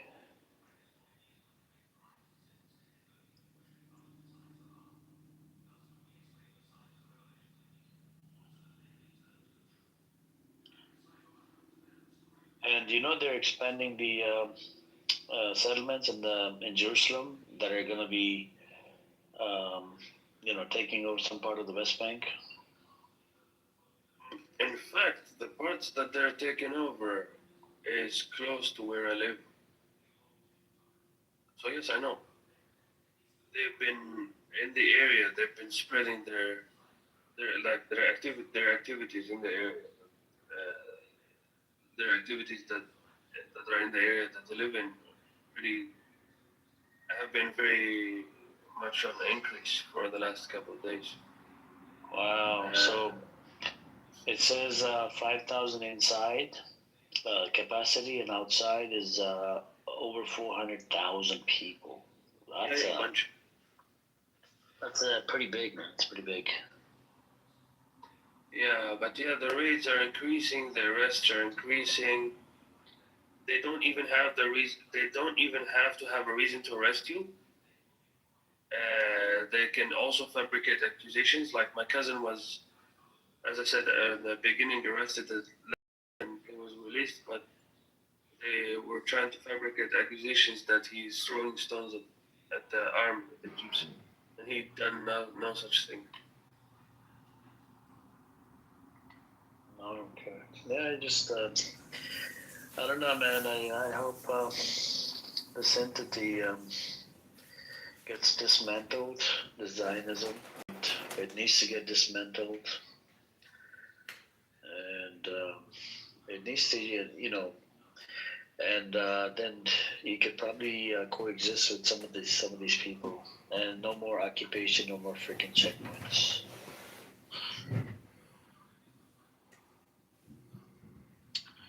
and no more borders either.